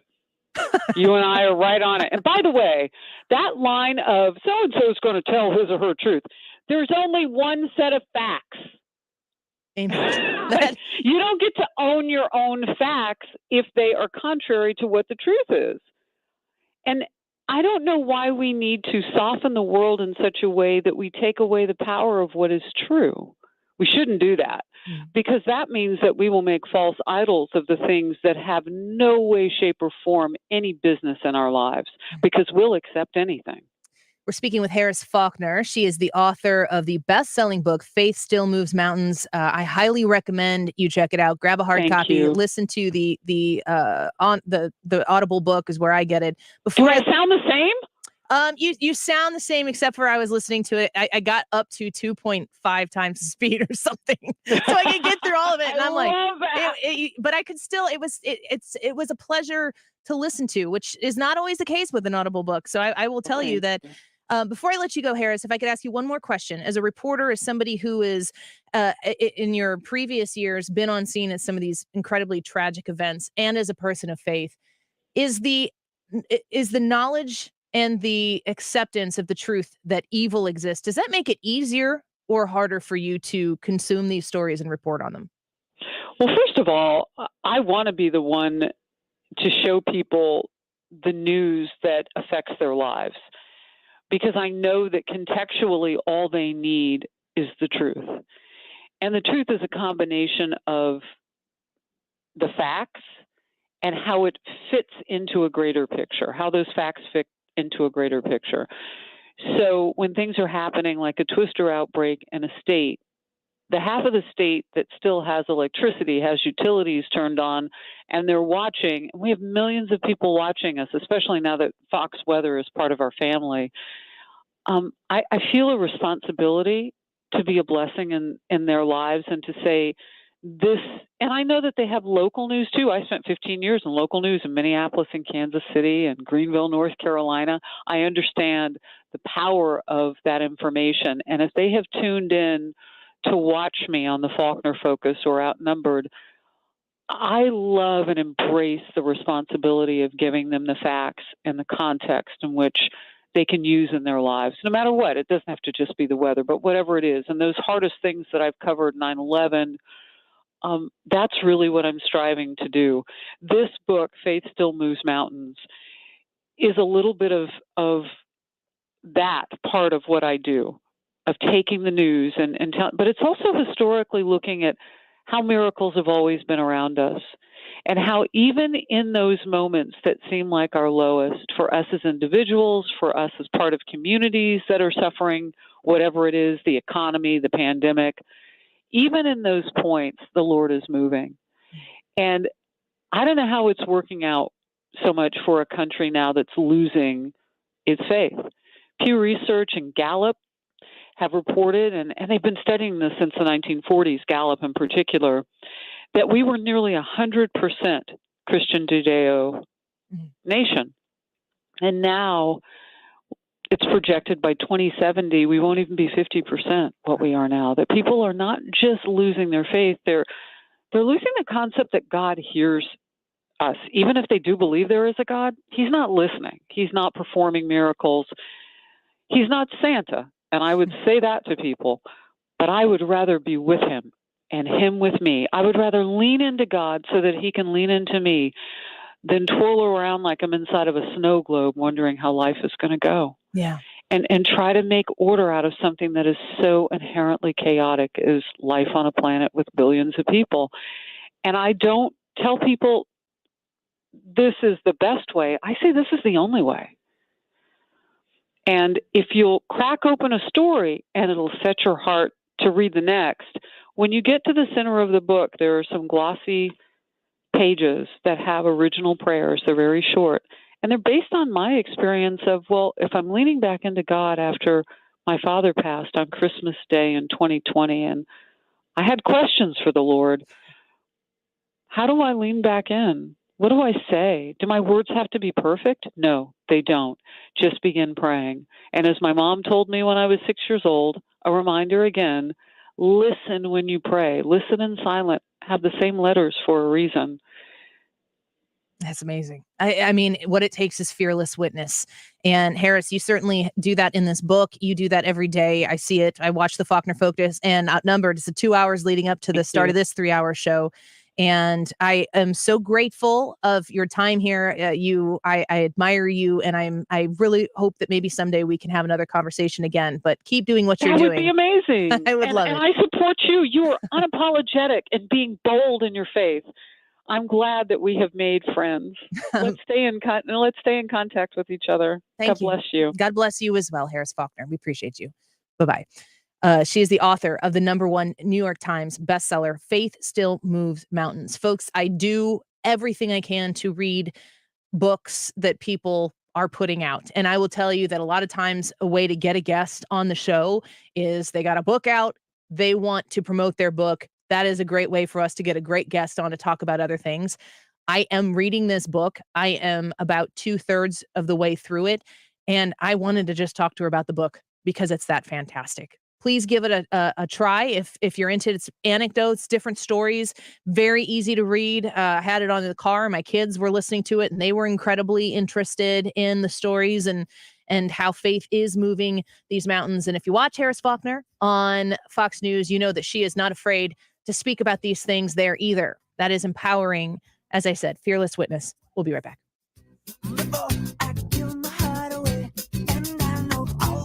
The Annie Frey Show is streaming online. Watch us live on YouTube and subscribe.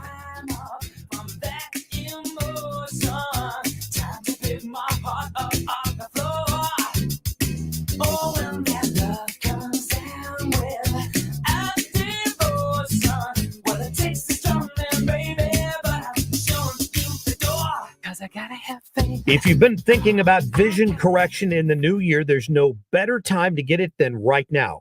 Mark Cox, for my friends at Brenton Vision, they have everything you need to help achieve that crisp, clear vision you deserve. Call them at 314-375-2020 or go online at brentonvision.com.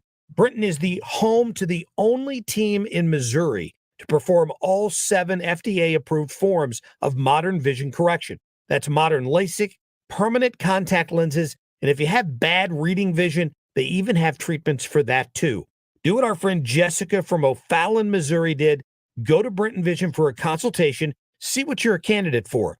Jessica told us to be able to see clearly without the use of glasses is such an incredible feeling. So if bad vision is standing in your way, call Brenton Vision, 314-375-2020, or schedule right now at brentonvision.com. That's brentonvision.com. So Valentine's Day is coming up. I don't know if that's your jam or not, but what I can tell you is that anytime you go into the diamond shop, you are going to be able to peruse some of the top quality jewelry, watches, earrings, necklace, engagement rings, maybe an anniversary ring.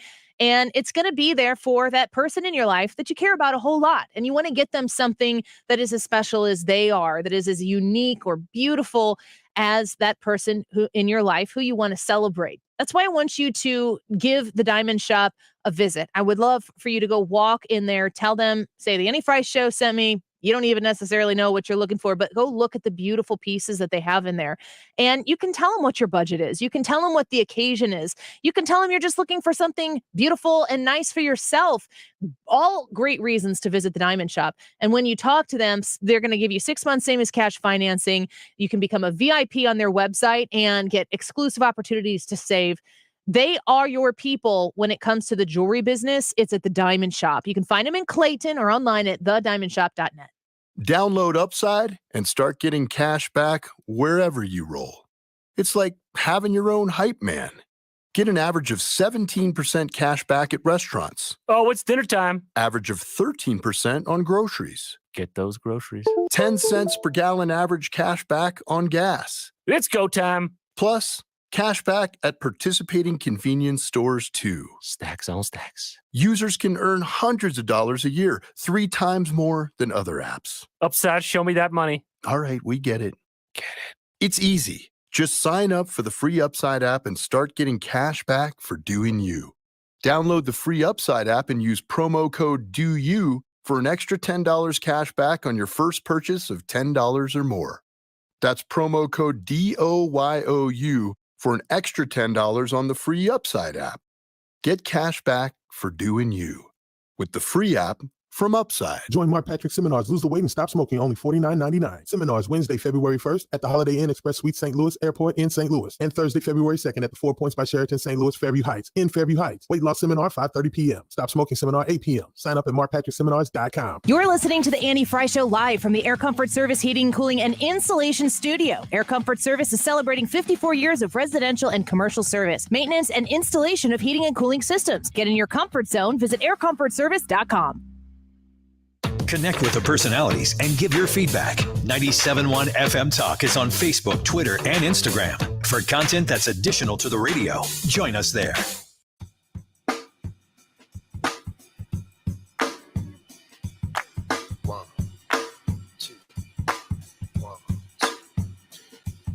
You're listening to The Annie Frey Show. Interact with Annie on Facebook. The Annie Frey Show.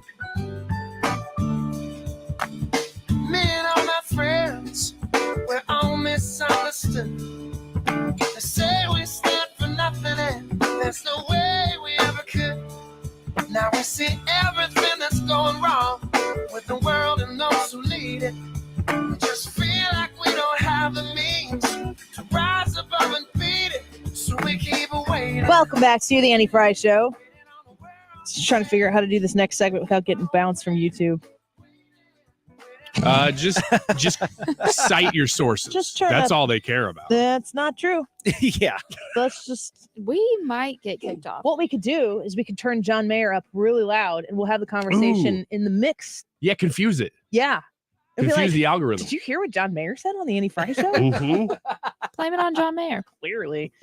Today's YouTube live chat poll. Do you identify as a conspiracy theorist?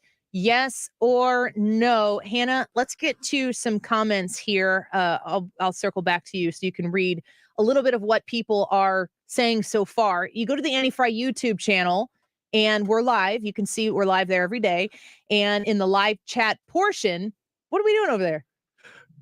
Brad is ever so slowly zipping up something. And I'm like, just turn your mic off if you're worried about I didn't realize my on. mic was still on. What was he zipping? Okay. Oh, not his pants.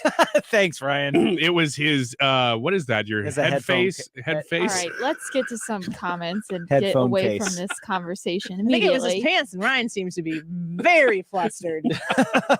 It was not. I said it wasn't his pants. He was Very clearly said zipping that. his pants very slowly. And No. you said just get on I with it. said just do it. What Just make is it happen. happening? Nothing is happening. Oh my Nothing. The poll gosh. question is. By the way, when I was Wow, in my you're office, just really now, red right now. when I was in my office, He's just like, now, Why are you blushing? Anyway, let's talk about something else. Remember when I was in my office? I was the eating way potato that chips? Annie asked me to come in for the segment, she goes, "Poll question now." I was out there when she said that. That's not what she said. I will say, But it was a question, but it was a statement. I said poll question, and you looked at me Like I caught you doing something wrong. Because I was digging in my snack drawer. Yeah, you had a big green bag of chips or Funyuns or I was something. about to bust that out. No, you were eating them. I hadn't eaten any yet. And you go, and then you like threw the chips into the drawer and slammed it shut and picked up your headphones and walked in here and zipped up. All sorts of sketchy. Zipped up Brad's pants. Brad can attest that did not happen. Because I can tell you all he day. just said that didn't happen. Not the zipping part, the way I spoke. That's true. The conspiracy theorist question. Do you identify as a conspiracy theorist? Before we get to some comments, Brad, would you say yes or no? And I'm not talking I'm talking, at least for in the room here, do you dabble? Oh, absolutely. You know what? As a matter of fact, the only people I don't trust are the people who don't have any conspiracy theories. So you're a conspiracy theorist? A little bit, yeah. I love that statement. I know you do. I love that statement is a fact if you really think about it. If somebody doesn't believe any conspiracy theory, do you really trust them? Because you got to ask the question, even if you don't go down the road, you got to ask the question every now and then, Why are don't talking you? like that? Because I'm getting all worked Put your up now. hands down. You can see me on Get 'em away from YouTube. Brad. I'm getting all worked up now. Our watch numbers are going down. So I think it's from the zipper thing. What about you, Hannah? Would you say you're a conspiracy theorist? I will say that I'm on track to becoming a conspiracy theorist. Spent too much time here. Yes, and I think Around me. Ryan has a big part of it. Well, what did I'm I not do? going to say the conspiracy theory that you told me about that made me raise my eyebrows and want to invest more in, because we will. You should we're have gonna get you should have a 3-minute maximum on length of conversation that you have with Ryan, just the two of you. You can speak for more than 3 minutes a day, but not consecutively. We talked about this off air, because if we talked about it on air, we'd get kicked off YouTube for sure. Sure. But there is a conspiracy theory that Ryan said that I believe, and it made me want to dabble into more conspiracy theories. So I'm on my way to This becoming is just a like me conspiracy buying theorist. stocks. If this guy was right about that, what else could he be right about? What if he's not right? Man, I don't even remember that conversation, because the 3-minute max is true. Like in the middle of a conversation, I'll just realize I need chips now. Well, sometimes Hannah And walks I'll just away leave. from it. She just That turns too. and walks, is like, and time. What do you think, Anna? What are the comments saying? The comments are saying lots of questions about what conspiracy theory is. Ask them. We'll answer them. Okay. The guy in the bunny suit says my answer to the poll is no. Why? Who's asking? What have you heard? Absolutely nothing. There's some good comments. Di from YouTube said, I really have no idea what is considered a conspiracy theory or not. It all depends on the type of news you consume and what country you are in. Isn't it a total conspiracy theorist thing to say that you're not a conspiracy theorist because everything that you believe is obviously true? I mean, like, any conspiracy theorist worth their salt is going to deny that conspiracies are even, or that it would be a theory, because I mean, conspiracy in and of itself just means that people conspire together for something nefarious. Usually. If you're somebody who knows those people and judges those people, then you say things like, I'm not a conspiracy theorist, but, and then you say your conspiracy theory. That's the people who know you, Ryan Wiggins. That's the type of thing they say. Like me. I'll admit, I think they're fun. I think even the craziest ones are fun. I don't necessarily believe them. So that's where maybe a lot of people find themselves is going, well, I don't really know, because some things, just because the mainstream narrative won't go there and I'm willing to go there, does that make me a conspiracy theorist? But then there's other things that are clearly crazy that I don't believe in. So I don't know. It's a tough question to answer. I would have a very difficult time delineating what you just said. Some things are crazy that I don't believe in. I don't really know where that line is for you. That's fine. I don't want you to. No, that's fair. I like them. As a matter of fact, the crazier the better. I like to look at them as there's an entertainment value to it. Absolutely. And I also like to test my own brain in, can I disprove this conspiracy theory? What is the, like, for me, I found that a lot of the big conspiracy theories, there's like one or two logical fallacies. There usually are, yeah. And see if I can find and identify those and break it down. And then if I can't, then I go, uh-oh. I love it. You're reading my mind, yet somehow I'm the one in the room, even though I ascribe to what Brad is saying right now. I said in a DM message, that I thought just went to Brad, but I sent it to the whole group.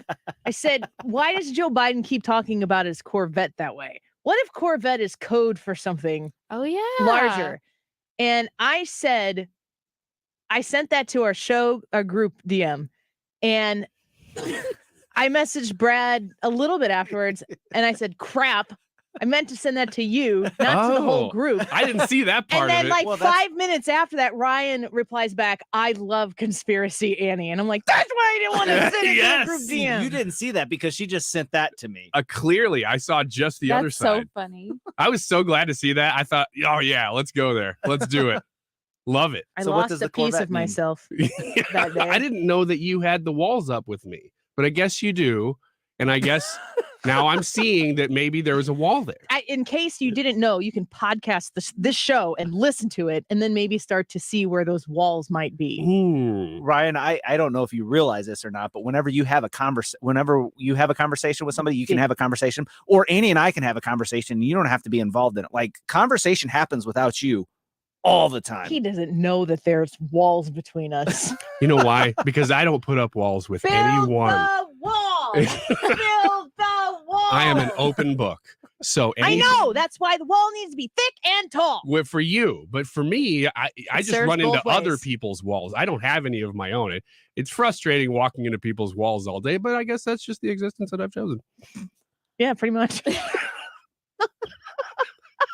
It's funny that you're describing your life as being surrounded by walls that people put up, and that your response is just to keep walking into them. Yep. I don't know why everybody's got walls up around me. It's like I'm in a cage or something. So it's like weird. They box me in. It is very weird, but it's also like a strange freedom because I don't have any of my own. It's just other people's. And you would definitely see it that way.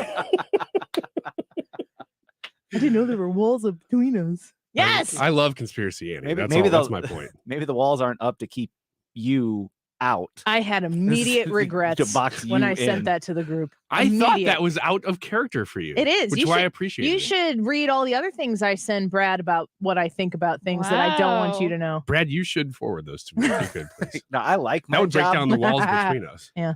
It might, but I got to keep these walls not built. Cheers. More comments. We have great ones coming in. Let's see here. Jeffrey Couch says it's not a conspiracy when it's common sense. I voted no because I don't buy into a lot of them. What? He's still a conspiracy theorist. But sometimes the conspiracy is the people that don't believe. That's exactly what I just said. That a true hardcore conspiracy theorist would say, Jeffrey. Thank you, Joffrey. And he spells it like the giraffe from Toys R Us. Mm-hmm. Toys R Us, Joffrey. The G. Did you know Babies R Us is coming back and it's going to be like a store in a mall? I didn't know that. I'm glad to hear that because ours is now a weed dispensary. Yeah. You're kidding. You can kind of see how the natural arc of why you might want to go back there for weed. The Babies R Us is a weed dispensary and the Toys R Us is now a gym. That was a good joke to end on. I really wish it was exactly 56. Well, let's just sit here silent. Okay. Just pretend that was the end of the show. Also, I've never smoked weed, so sorry to disappoint. Well, we'll find out from Brad in a private message. No, Brad will find out. You won't. That's a shame. When we come back, you want to... Is it 56 or 57? 56. 56. She's like, oh, just play the music. Yeah. Make them stop. It could be right now if you want. Splash Mountain's last ride yesterday. Ooh, really? Oh, yeah. Closed. Ooh, okay. They're going to rebrand it, aren't they? It's called Reimagining. Oh, okay. They're reimagining Splash Mountain away from Brer Rabbit to something that has to do with Princess and the Frog. I don't remember what the new name of it is, but Princess Tiana will now have her own attraction at Disney World. And boy, are there a lot of conservative news outlets out there talking about Splash Mountain being rethemed because it's racist. And then that's kind of the end of it. I will explain why Disney is reimagining Splash Mountain when we come back and ask you guys if you think, you know what, that's not the worst thing in the world, or that's the dumbest thing I've ever heard. And more. Stick around. We'll be right back. Mark Cox here. Join me, Andy Frey, and Mark Reardon, along with Thomas Helbig and Bob Kershaw for the next Protecting Your Retirement educational event. It's Tuesday, January 24th at the Frontenac Hilton at 6:30. Seats are limited, so go online today at retirementkey.com. Here's Thomas with more. Are you nearing retirement or already retired and concerned about losing even more money this year in your retirement accounts? Did you know if you're 59 and a half or older, you can now roll over your 401k tax-free to protect your nest egg from any more losses and still generate more income than most investment options? Would you like to know why our clients have not lost a penny with all the market volatility this past year? You'll get all the answers and more. If you're 59 and a half or older, you don't want to miss this event. Join the official financial advisors of my show, Thomas Helbig and Bob Kershaw, Tuesday, January 24th at the Frontenac Hilton at 6:30. Go online at retirementkey.com. That's retirementkey.com. You can go to fountainsfamilydentistry.com and see their testimonials right there, but you don't have to trust their website. You can go out on the internet and just type their name in. You can see all the great testimonies on many different websites. And you'll see that they have a constant high rating. It's because Dr. Ty Parker knows who he's hiring, and he has a great staff there. So even if you don't see the doctor, you don't see the dentist, you just go for a teeth cleaning, you will probably see him at the end, but you'll mostly deal with one of the hygienists, and they're just so nice. So if you have any sort of dental anxiety or anything like that, or you have kids, my 3 kids absolutely love going there because they know that they're going to walk away with a little gift bag at the end and a lot of praise from all the people there on doing such a good job, which they're just encouragers. So check out Fountains Family Dentistry. They're in Fairview Heights, Illinois. Easy to get to from either side of the river, right off of Highway 64, and also easy to make an appointment with. They're open late on some days, early on some days for your convenience. And if you go to their website, you can type it all right there and tell them when you want to see them at fountainsfamilydentistry.com. If your New Year's resolution is to finally get the bath or shower of your dreams, Bath Fitter of St. Louis makes that process really easy. Mark Cox here for my friends at Bath Fitter. In just one day with no demolition or mess, they can install a new bathtub or shower for you. Right now, you can get 20% off up to $1,000 or 5 years of no interest financing and a lifetime guarantee. Call them at 636-338-1648. That's 636-338-1648. And tell them Mark Cox sent you.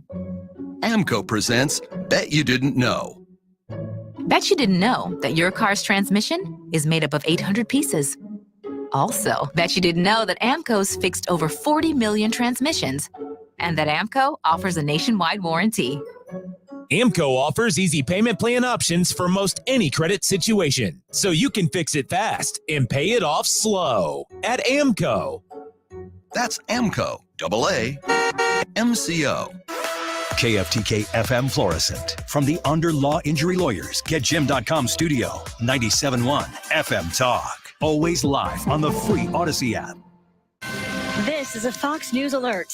Capitol riot verdicts on Lisa Brady. 4 members of the Oath Keepers just convicted of seditious conspiracy in the second major trial of far-right extremists accused of plotting to forcibly keep President Trump in power. It's the second conviction for the Justice Department in a trial against group members.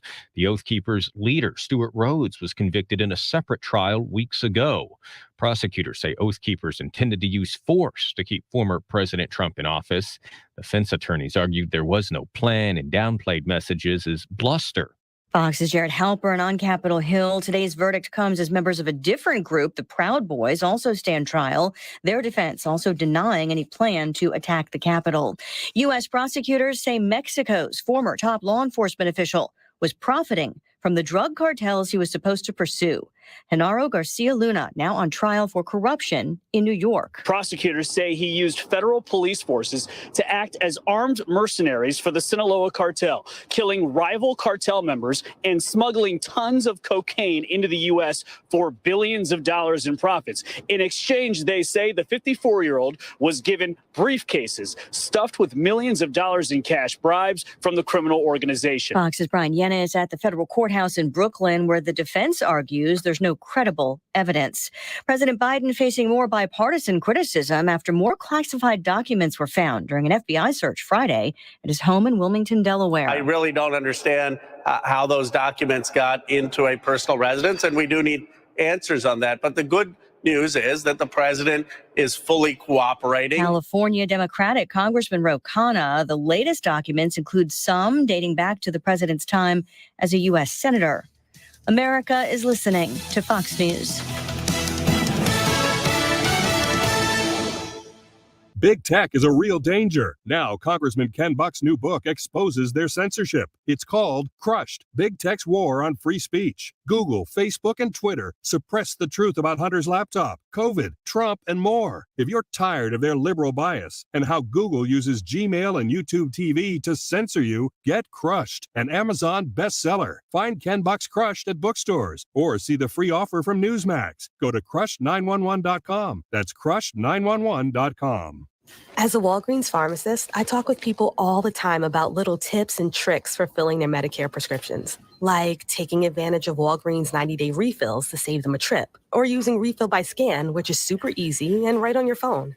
And for anybody worried about prescription costs, I say, hey, we got you, with low-cost copays on many medications. Let's talk about making things easier. Walgreens is here. Fill your way and save at walgreens.com/Medicare. See pharmacists for restrictions and exclusions.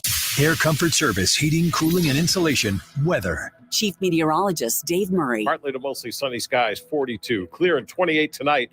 Tuesday, partly sunny skies, though clouds on the increase in the afternoon, 45.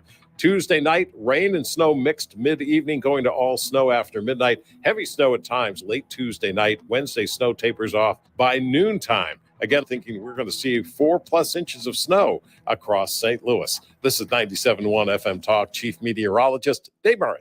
It's game day at Jim's house, and the spread is impressive. Mike's already done some damage with the hot wings, and now he's dropping back and going deep for another slice of pizza. I sure hope he brought the Pepto. Mike knows the Pepto-Bismol provides fast 5-symptom relief from unexpected stomach upsets. He's no rookie. The way he's throwing back those nachos, he's the GOAT.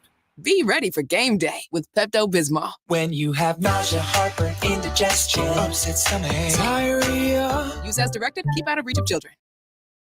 Better sleep can change your life. That's because sleep is a core pillar of health, just like nutrition and exercise. So if you're not getting enough of it, ZQL invites you to take our Better Sleep to Better Health Challenge. Get weekly sleep tips and explore how ZQL, the world's #1 sleep aid brand, can help you. ZQL's Better Sleep to Better Health Challenge. Visit ZQL.com.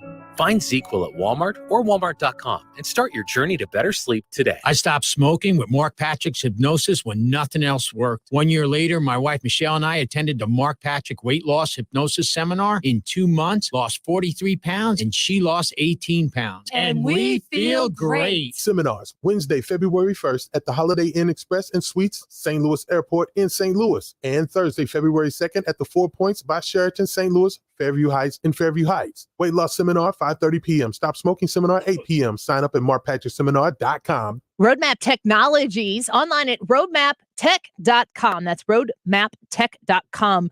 They are experts when it comes to providing you the IT services that, let's be real, you don't know what you're doing with IT. You manage your business. You do a fantastic job of juggling everything at one time. But IT is a big risk if you don't have the experts in your corner. Roadmaptech.com is where you go to find out this affordable way to provide the IT security that you need for your business to make sure that you aren't taking that risk with your intellectual property, with the licensure for all of the software you use to operate your business. And also to make sure that you're not paying extra costs, extra fees that you don't need to be paying in order to secure these very, very important aspects of your business.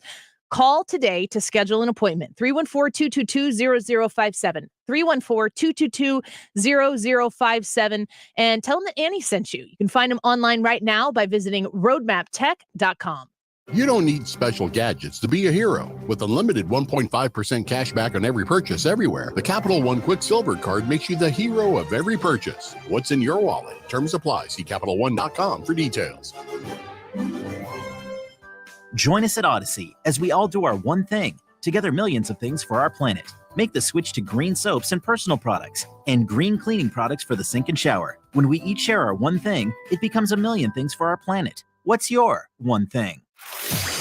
Celebrating 22 years as St. Louis's home for conservative talk. 97.1 FM Talk. Thanks for being a part of it. That is exactly what I needed to hear. Thank God someone here knows what they're talking about. That's us. That's right. Gotta love this American ride. All right, you need to take the time and get the full picture. Come on, turn the radio on. It's Saturday and I won't be long. Don't get me wrong. I love the ladies. I mean, they rev my engine, but they don't belong in the newsroom. It is Anchor Man, not Anchor Lady. What do you want from me? I'm not America's sweetheart. Goodness sake, kid. Keep your voice down. Your father's listening to the radio. I'm not America's sweetheart. This is the Annie Frey Show.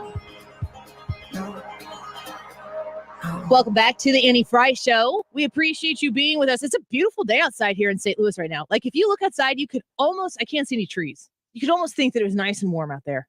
Oh, if you can see trees, you can see that it's definitely winter, but Yes. It does look beautiful right now in Blue St. Louis. sky, nice little breeze. It is cold and the snow is coming. Yes. Great. Down on the bottom of my computer here, it's little Says triangle panic. winter storm warning. Did you get Dave? I did. Tomorrow 12:25. Sorry. 12:25? In all 3 hours. Yep. Yep. I mean, We're gonna it's bring a it back each developing time. story Yeah. at 12:25. 12:25. All right, Tuesday at 12:25 p.m. on the Annie Frey Show, a Dave Murray update on the impending snowstorm. We will see what the details are and make sure you are up to date. I'm excited about getting some snow, some non-Christmassy snow. We made a bet about a white Christmas. We did. Yeah. I don't know that we technically had a white Christmas because I'm pretty sure we did. They said there's like a determination. Yeah. And we talked about It's 1 inch on the ground at 6 a.m. I definitely did not have 1 inch of snow on the ground at our house at 6 a.m. on Christmas owes morning. someone Starbucks, I believe. Yeah. Well, she bought me Scooters. Starbucks scooters right before that. So I said, even if I win, you kind of But I didn't do that for that. I You just just did it had to because be I'm a nice. nice person. yeah. And then I drank it to be nice. Mm-hmm. And I think that's where we are. Can we ask, Brad, will you ask Dave Murray if Yeah. officially, make sure we find out what is the determination, the meteorological determination of what a white Christmas is, and ask if St. Louis had that. Yeah. Do you want me to do that like right now? If you That'd be great if you just could like I got reply Dave right Murray now. on my phone right here. I do. just text him and see. Yeah. Shoot him a text. Yeah, I'd be curious because I remember Christmas morning being like, in your mind, what you think of a white Christmas, there was not a blanket of white snow. No. And it was like 4 days old at that point. And in Madison County, where I was, it didn't really hit nearly as much as it did in other places. And like, I don't care if they say, well, it was a white Christmas here, but not there. If he determines that there was a white Christmas, fine, I'll bring you coffee. I'm going to get it anyway. But I've thought about that several times. But we're supposed to get a snow starting tomorrow evening into Wednesday. I'm predicting that the kids will be off school.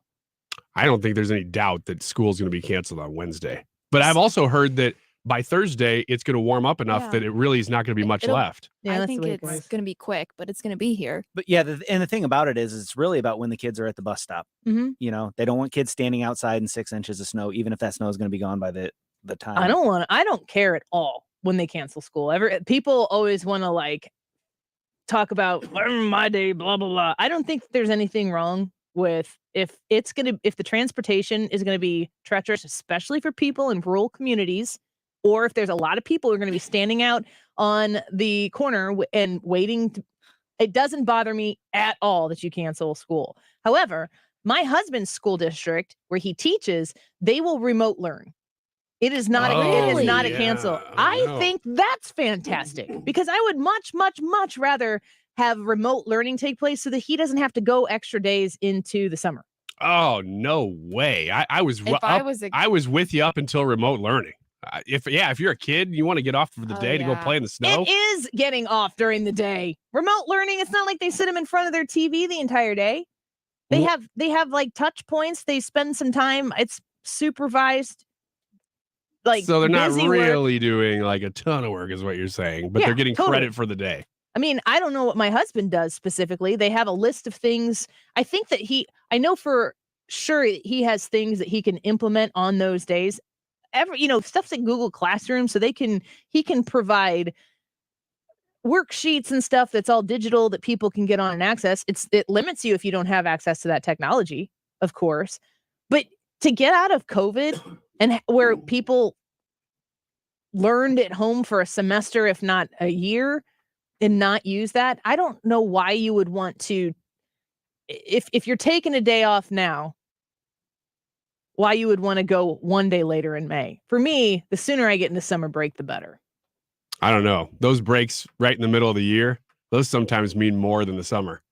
I know that my kids right now, and my wife probably too, will just go outside and jump face first into it. Have the kids used all their snow days, or has the district? None. And they build in like 5 emergency days, but they get out a lot sooner if they don't use them. What do you think? I'm a fan of snow days and like not having school. It's just the whole thrill. Yeah, it's the whole not expecting it, having the day off. Woo, let's play in the snow for like a day, and then okay, we're back to school. I just think that still happens. Like these remote learning, it's basically you get assigned an amount of work that you need to do for that day, and you get to stay in your pajamas all day if you want to, or you get to do your work in your PJs, and then if you want to go out and play, you're still going to go out and do that. I was always get me to summer ASAP. I mean, if that's the case, if you get to phone in a day and still get credit for it, that's really what it is. Then I'm like, well, that's different. Yeah, you don't have to be on a Zoom classroom meeting all day because that's what I was picturing. No, I don't want to do that. I think the most you might have to do is like some sort of digital touch base with all your classes, which might be the teacher sends out an email and says, here's a link. I want you to do this. You do it. As opposed to having kids standing, forcing kids to go to school when the weather is bad, or not doing anything and having to go to school like after Memorial Day. Oh, that's the worst. Yeah.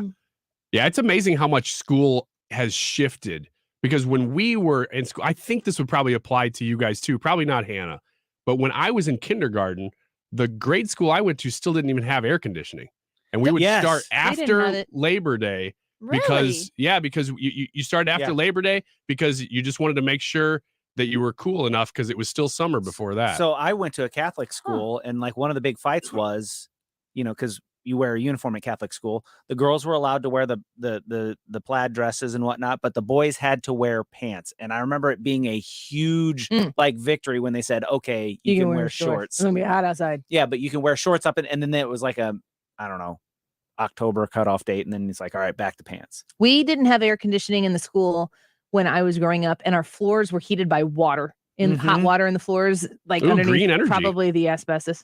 Yeah.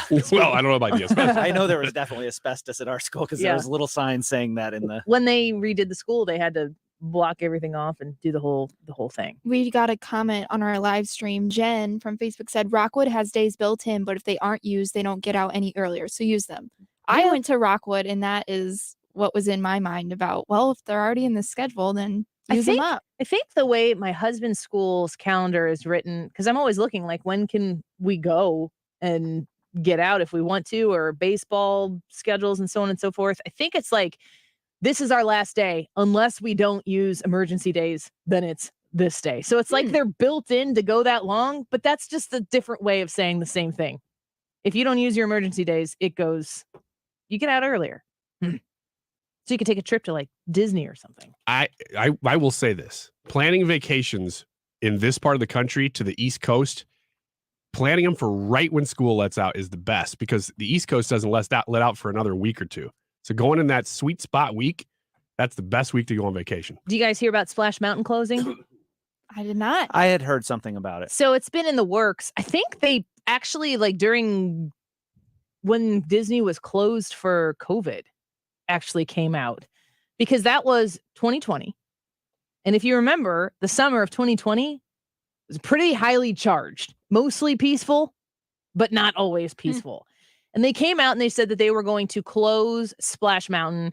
And when everybody was virtue signaling and trying to appease angry mobs, Disney comes out with this announcement. I thought the timing of it seemed pretty stupid, because it looked super reactionary, which honestly is everything that Disney has done lately. But I did want to talk about this a little bit. I went back and forth. If I put something out there about Disney, a lot of you people hate me for it, and I get that. But a lot of conservatives are talking right now about Disney closing Splash Mountain, saying that Splash Mountain is racist. And I thought, if I don't talk about this now because some people hate me for it, then I'm not doing my job. So I'm going to talk about it. Are you guys familiar with Brer Rabbit, the story? Yeah. Uncle Remus. Yeah, don't throw me in the briar patch. So I think that people who are reporting on this, especially in my line of work, conservative talk hosts, people who have an audience, who are reading the headline that say Splash Mountain closing because racism. If that's as far as it goes, there are so many stories in the news today that really do kind of lend you to believe, in the context of everything else that's going on, that Disney would be making a very reactionary move here and shutting down I hate this word, iconic attraction at their largest park to appease people who are screaming racism. So here's the context of the Brer Rabbit story and its connotation in the Splash Mountain attraction. The story Brer Rabbit, and I've talked about with my husband about this a lot, because it's historically rooted in slavery. The idea of Brer Rabbit is a story that is told. The rabbit is a slave, and the story is one that slaves would tell, like a slave narrative that they would tell each other in a way that would make it's an empowering narrative, because the story is about a rabbit that's trying to escape. So the idea of Brer Rabbit is a rabbit that's out trying to outsmart Brer Fox, who, in conversations with my husband and a little bit of research as well, like him from the history standpoint, because he knows of like slave tales and how slaves would talk about these stories in a way that would provide relief from the horrific lives that they were being forced to lead, that they would get together, they'd tell these stories, they'd use it as an empowering way and to get you through. And the rabbit is, in the story Brer Rabbit, is the slave, and the rabbit is trying to escape the fox, which there's a fox and there's a brer bear. And the bear, as I remember him explaining this to me, was like the owner of the slaves, the person who would be in charge of the plantation, and the other one, the fox, I think, was the slave driver. And what Splash Mountain is, it's the storytelling of Brer Rabbit, and as you go through, it's an incredibly long ride. I think it's like 18 minutes. Wow. Which is really long to be on an attraction. So, everybody thinks of Splash Mountain like you go up the hill, you go down the hill, and it's a 5-story drop, I think. Super fun ride. But before you get to that is about 15 minutes of navigating the story of Brer Rabbit, and it's Brer Rabbit outsmarting a fox and a bear trying to escape. Now, if you understand, when you ride that ride, because the last time my husband and I rode it, we rode it after they had announced that they were closing it down. And I'm asking my husband, like, historically speaking, like, let's go through this. You can't put yourself in the shoes of somebody whose heritage involves slavery if that's not your heritage. So we can't appropriate that. But let's go through this ride knowing what we know about this story and see if we feel at all like this is offensive to us. Because we're not easily offended people. So if we were to go through this ride and at the end be like, this is the dumbest thing ever, everybody needs to relax, I wanted to experience that ride with that thought in my mind. And I'll tell you what, going through Splash Mountain, seeing the story of Brer Rabbit, and Brer is like a condensed version of the word brother, which is language that would have been used by slaves, and watching the rabbit evade these to other animals that were trying to capture the rabbit and keep the rabbit where the rabbit belonged, and the rabbit's constantly outsmarting it. And then understanding that the Uncle Remus part of this, where Disney did what Disney does, is they take a story that everybody knows and they make it a Disney story. And when you make it a Disney story, it turns into a big hit, and they, plow a ton of money into it and they market it, and it's huge. Like, very few of the stories that Disney tells are originally written Disney stories. Brer Rabbit is the same. When Uncle Remus and Disney took Brer Rabbit and made it a story to be consumed through entertainment, they put in a ton of racial stereotypes that if you were of that walk of life, you might now look at that and go, yuck, which is why you can't see it anymore. We can totally debate the merits of making something inaccessible and banning it so that nobody ever sees it again, and how that could be its own catastrophe, because if you can't see that it existed, how are you to stop it from coming into existence again? Knowing your history, knowing where you've been will help you go where you're going. But going through this ride on Splash Mountain and seeing it in the context of this actual story, not the way it's depicted at Disney, because it's a rabbit and it's a fox and it's a bear, and then there are some crows and so on and so forth. When you ride through this ride and you're thinking of it with the original context of the story, Brer Rabbit, when we got done, we were like, we're okay if this goes away. It didn't feel, putting myself in the proximity of somebody who would see that and have a heritage that was depicted through a slave story, made me go, I don't think that this is necessarily the wrong move from Disney. And I don't think that people who are talking about that right now, who are consuming the headline that is out there, are really giving it that much thought. And I do think that it's different to look at a story about that is born out of slaves talking about escaping a plantation and turning it into an attraction years and decades ago. I think that's a little bit different than the crap productions that they're putting out right now that are like in your face woke. I think it's different. And I think that's probably boring. It's easier to say Disney is woke. They're getting rid of Splash Mountain. It's iconic. I wrote it when I was a kid and there was nothing wrong with it then, and I'm not a racist. I just don't think that in the context of everything that Disney has to offer, that's the story that absolutely has to be told in that way. And I could see how someone would see that and be like, this kind of is not cool. Do you get it? Am I explaining this? Mm-hmm. Am I getting this? Yes, completely. I understand what you're saying. It's just hard to parse out. I mean, it's nice because we have the luxury of time of being able to talk about these things in more than just sound bites, because it's hard to parse out between the way Disney has handled a lot of issues that weren't as complicated as apparently Splash Mountain is, because they just do this to everything. But it sounds, I mean, I've never ridden the ride, so it sounds like what you're saying is you saw it and went, yeah, I could actually see this one going away and moving on. I would never, without any context from a husband who studies and loves and teaches American history, I would never have gone through this ride and gone, this is racist. What are they doing? Never, ever, ever. I would have been like, this rabbit wants to get away from this fox and this bear. And to me, I'm looking around at Disney that usually has intellectual property and everything and going, why is there such a big attraction to these characters that I don't know anything about? Like, who are these characters? I just don't know how you look into who the characters are and go, yeah, I'm cool with that.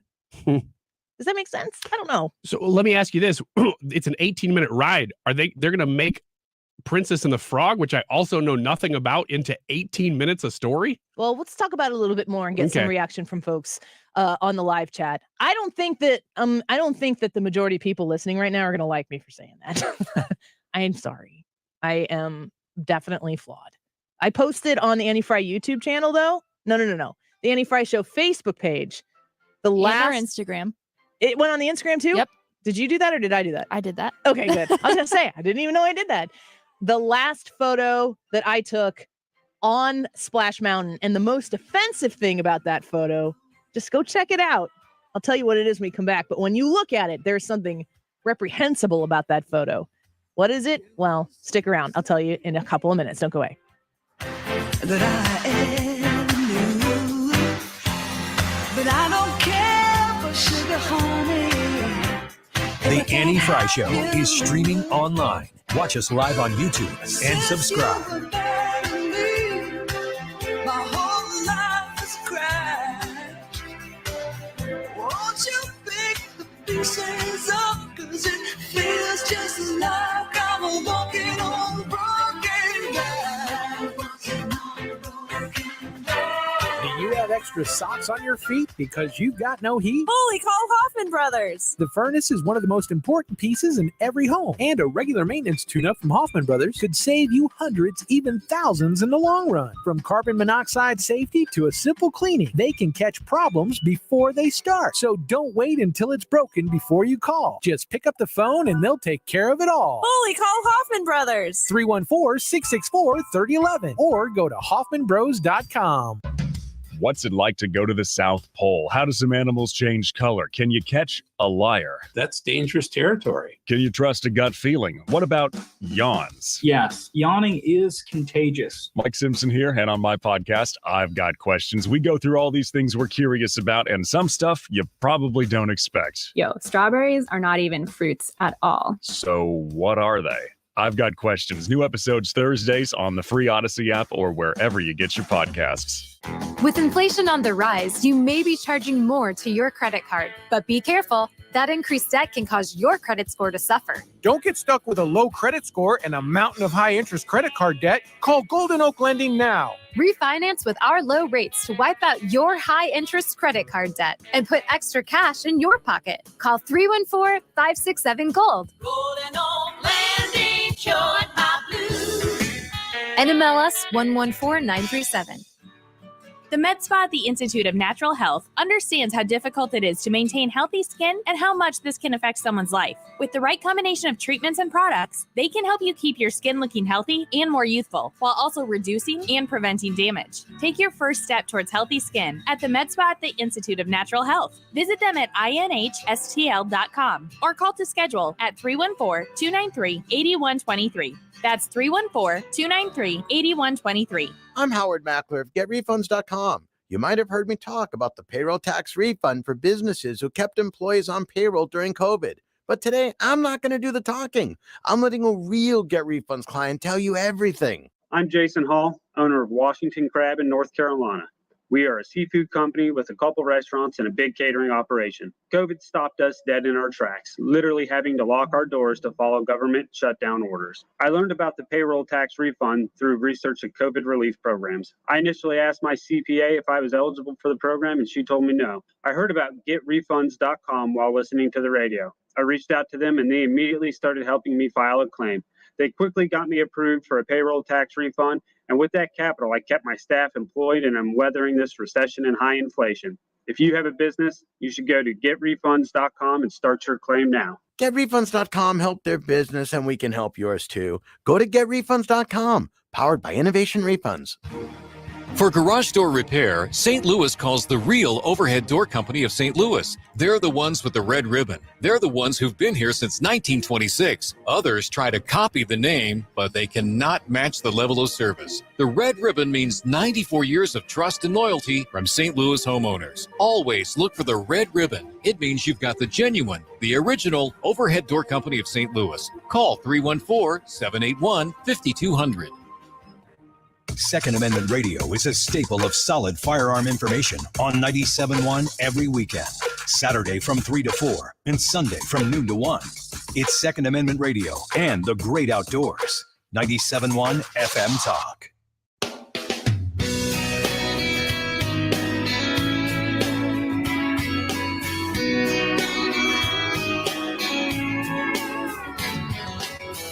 I don't want another heartbreak. I don't need another turn to cry. No, I don't want to learn the hard way. Baby, hello. Oh, no, goodbye. But you got me like a rocket, shooting straight across the sky. This is the Annie Frey Show. It's the way you Follow love Annie me. on Twitter It's at Annie Frey Show. It's sunshine. centrifugal motion. It's perpetual flame. Welcome back to the Annie Frey Show. Just talking a little bit on the other side of that break about the closing of Splash Mountain. And I am a Disney World fan. I know that's not everybody's favorite thing about me, but it is who I am. And I wanted to give a little context on the closing of it. So you guys had some questions. I don't know. We were talking about the retheming of it. And when people are literally, you can go buy on eBay right now, water from Splash Mountain. People. That's crazy. It is crazy. I am not that person. Disney's not selling this. Like, people are bottling the water. But Disney might start if they see if that's selling. Sure they will. Yeah. $8 million. They're retheming it to Princess and the Frog, which was a movie that came out in 99, maybe 2001 or something. And it's about Princess Tiana in New Orleans. It is a great movie. I did not watch Princess and the Frog until we were on the plane coming home from our first Disney World trip in 2018. Had never seen it before. And I was sitting next to my daughter and we were going to stream something. And so we had stayed at a resort that was based on New Orleans and Princess and the Frog. And I was like, we should watch this movie. And I love it. It is a fantastic movie. So I think in the context of, talking about where we've been and where we're going and my thoughts on the closing of the ride, I do think it's kind of cool that they're putting Princess and the Frog there, but I don't give any social there are no high fives coming from me to Disney to be like, you guys are doing great things. This is not the case. And everything else that Disney has done in the last year or so, with the Florida parental rights bill and everything that was reactionary, I hate that they do these things in a way to purchase social credit because I just think it's really super lame. Stand for something. Peter Dinklage was complaining about the fact that they were going to do a live remake of Snow White and the Seven Dwarfs. And Peter Dinklage is a dwarf. And he is saying that it is culturally insensitive to create a movie and use dwarves, and in his words, that live in a cave and work in the mines. They don't live in a cave. They live in a cottage in the woods. That's what I thought. Totally. I don't know I don't know a lot about dwarf culture. I would assume that it's pretty much like everybody else's culture with a different living experience. But there's nothing about Snow White and the Seven Dwarfs to me that is suggesting. I mean, it's about seven dwarfs who do mine, but it doesn't imply that all dwarfs are miners. Do you know what I'm saying? It just so happens that there are seven dwarves who have this profession and who take care of Snow White, but it's not like a blanket statement about dwarfism. I think that's the context for which people are coming at Brer Rabbit, and they're going, what is going to be left? Because there's nothing. Everybody's offended about everything so much that. But Brer Rabbit is actually about slaves. Well, I'm not disagreeing or agreeing. I'm just saying that's probably the conversation that's happening in conservative circles. Is they're going, I'm not even looking into the details because I'm just going to throw this in the same category as all the other crap that keeps happening. And I think that this is one where it's I didn't feel like I got off Splash Mountain a little more racist than when I got on. It didn't rub off on me and make me feel a certain way about a certain kind of people. But just knowing the history, I just am not looking at that like they're totally caving to some mob that's making them do these things, where they are doing that in many other places. Like Seven Dwarfs. Like Snow White and the Seven Dwarfs. They changed the movie to be like Snow White and the Seven Magical Creatures or something stupid like that. I mean, I'm not even exaggerating. That might actually be it. They're not going to be dwarves anymore. And when Peter Dinklage came out and talked about this, he was angry that they were going to cast it. And then I remember Fox News covered this and they had other dwarves come on. They're like, Disney, hire us. If you got the part. I want to be one of those dwarves. Don't hire Peter Dinklage. He hates you. Hire me. And there were lots of people coming out and be like, he doesn't speak for all of the dwarves. No kidding. Yeah, if you got one of those parts, you're probably going, can we still do that movie? Don't change it to CG. I had the part. Yeah. Thanks, Peter. It's absolutely bizarre. We had somebody post a question. It was kind of a little Ask Me Anything, but I thought we would venture into the discussion right now before we go to a break. But they said they wanted to know, I was talking about tomorrow I'm resuming boxing. Oh. And I postponed resuming boxing because I am not in shape, which is dumb. That I would not go to work out because I am physically out of shape. But tomorrow I will suffer, and you all will suffer because I will be probably not able to move by the time I get here on Tuesday. Well, as long as you can move your jaw, you'll be okay I for hope the show. I'll be so sore I'll just moan the entire time. Somebody asked who would win in a fight, Brad and Hannah versus Annie and Ryan. Ooh, Brad and Hannah versus Annie and Ryan? I think that's pretty clear. I do too. Not us. Who do you think it is, Ryan? What is it pretty clear about? I don't know. I think it's pretty clear that Ryan and Annie would have the upper hand. Why? Because of you? No, because of you. Right? I think, Keep yeah, going. you've done actual boxing. Here's the deal. Hannah, I'm pretty sure that we could take out pretty quick. Why? Because she's smaller than us. She works out the most in this room. Yeah, and she's got probably pretty fleet of foot. But I think it would basically be us trying to make sure we just sort of took out Hannah quickly, and then we would double up and try to take out Brad. Yeah, I'm just going to stand by while you try to do that. Yeah, hopefully you would. Ryan's going to overpower you, Brad. Mm-hmm. I would go and sort of like, mess with Brad a little bit, and just gonna be like, hey, you can't catch me. I'm the gingerbread man. And then he'd chase He's me gonna be like, around a little what? bit. That's the stupidest thing I ever heard. And he jacks him across the face when he assaults Ryan. Yeah. So something like that. We'd have to come up with a strategy. I think we could do it. You think you and I could agree long enough to take out Brad and Hannah? That's a tough one. If I just accepted your proposal, then I think we could. It's like just like if we clean the same house. If I just did what I was told, we'd have a shot. If you said, "Here's the strategy," I said, "Well, I guess you thought it through." Hannah? Joe asked that question on YouTube, and Libby said that Annie thinks that she thinks Annie would jump ship and head over to Brad and Hannah's team. Then Hannah would feel bad for Ryan and call it off. Yeah. And then Brad would be like, this was just a bad idea to begin with. Pretty much. Hannah, who wins that fight? I'm going to say you and Ryan because I'm going to back out because I don't like fighting. I think we're still going to win. I could take you both. That's what I knew you'd say. I love how It'd be a Hannah's one-man like, fight. well, our team would lose because I would quit. Brad can't handle it. It's true. It's true. Annie, I'm confident in your boxing skills. I haven't done it in a long time. I still Ask think this you'd be really question good. again next week. Yeah. I don't know. What are we fighting for? I would need to That know would that. be a good Honor, Honor, I don't really care. dignity, Yeah, I don't care about those things. We'd probably lose if it was just for honor and dignity. sugar-free gummies. Now you're talking my language a little bit. Those are expensive. You're just like a child. I need to find the right motivation. Would you do it for a Scooby snack? I'd do it for a Klondike bar. Oh man, I'm glad you brought up Scooby snacks. I sent this story. I got to see if I can pull it up here real quick before we go to a Love break. Scooby snacks. Who in here is a Scooby Doo fan? Boo. I hate Not it. I. I actually actively dislike Really? that show. Yeah. So now you guys can share your opinions about the show. I loved the Scooby-Doo ride at Six Flags. I liked that. Why do you hate it? I just don't like Hanna-Barbera. I think they're cheap. I think they're not funny. Any of their cartoons. Have you seen? Are you a Scooby Doo fan? I'm familiar with it. I wouldn't say I'm a huge fan. I but never ever have watched it. My cousin was a huge fan. Mm-hmm. And so whenever my aunt would babysit us, I would have to watch lots and lots and lots and lots of Scooby Doo.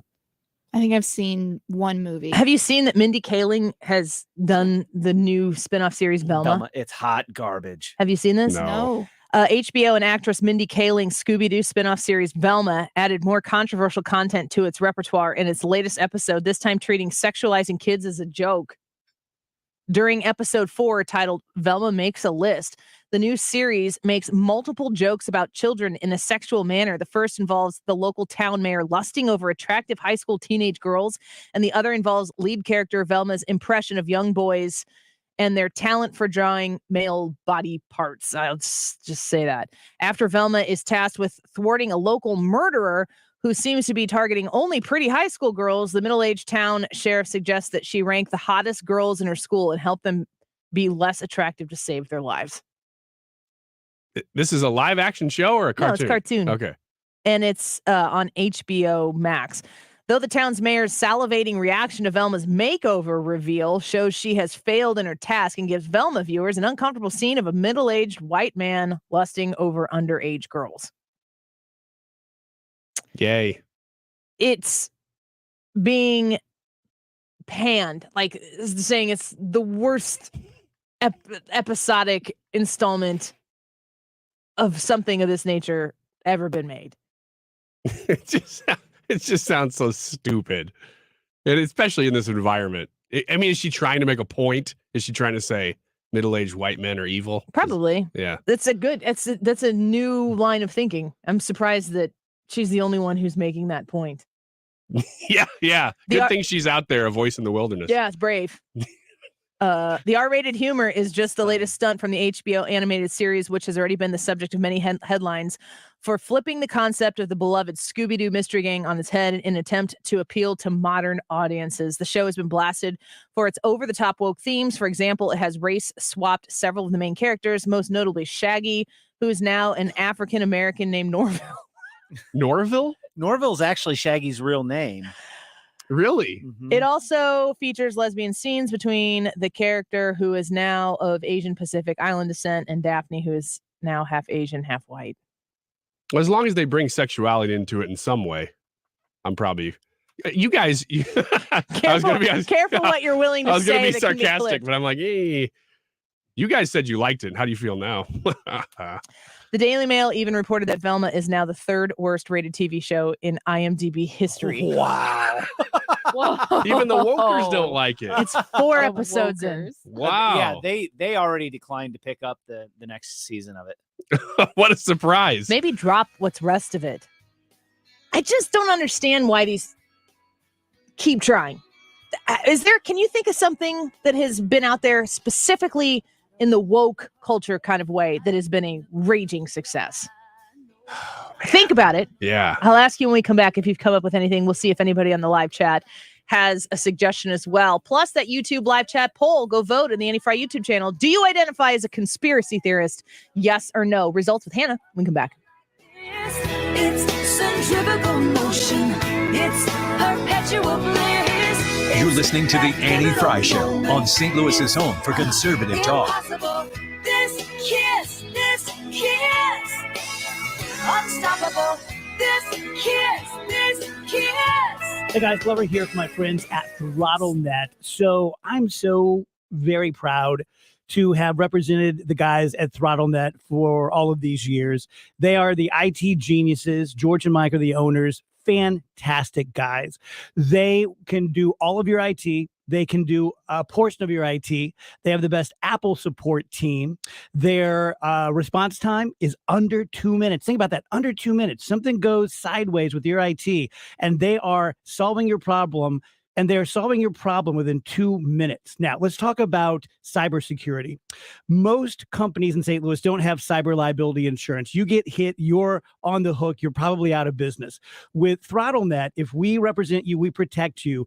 The first $500,000 that someone hits you for, which isn't going to happen, but if it does, we pay it. $500,000. That's what you're covered for with ThrottleNet. Go to throttlenet.com/DGS for all the information. Stop everything you're doing right now and ask yourself, are you currently receiving steady paychecks? What about when you're retired? Will you receive a monthly check to cover your expenses and also have some fun? Marvin Mitchell and the team at Compass Retirement Solutions calls this mailbox money. It's a monthly check you'll receive throughout retirement. They don't want you to worry about if the money will show up or how much money you'll receive. The only thing they want you to think about is how to spend it when it arrives. Find out how to get enough money in your mailbox every month when you're retired. Call Marvin Mitchell and the Compass Retirement Solutions team at 314-373-1598 to start working on a plan that can help you create the monthly income you'll need in retirement. Call 314-373-1598 right now and schedule a visit with Compass Retirement Solutions. 314-373-1598. Firm offers insurance services, investments, and services offered through Compass Retirement Group, a registered investment advisory in Missouri and Illinois. Join Mark Patrick seminars. Lose the weight and stop smoking. Only $49.99. Seminars Wednesday, February 1st at the Holiday Inn Express Suite St. Louis Airport in St. Louis. And Thursday, February 2nd at the 4 Points by Sheraton St. Louis Fairview Heights in Fairview Heights. Weight loss seminar 5:30 p.m. Stop smoking seminar 8 p.m. Sign up at markpatrickseminars.com.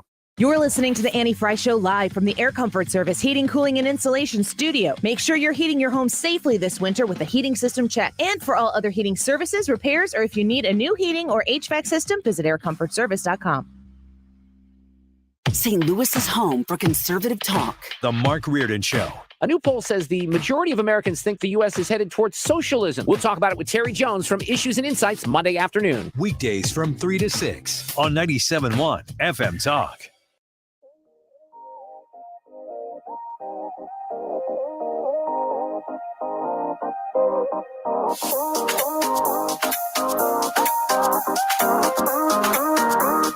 You're listening to The Annie Frey Show on St. Louis's home for conservative talk.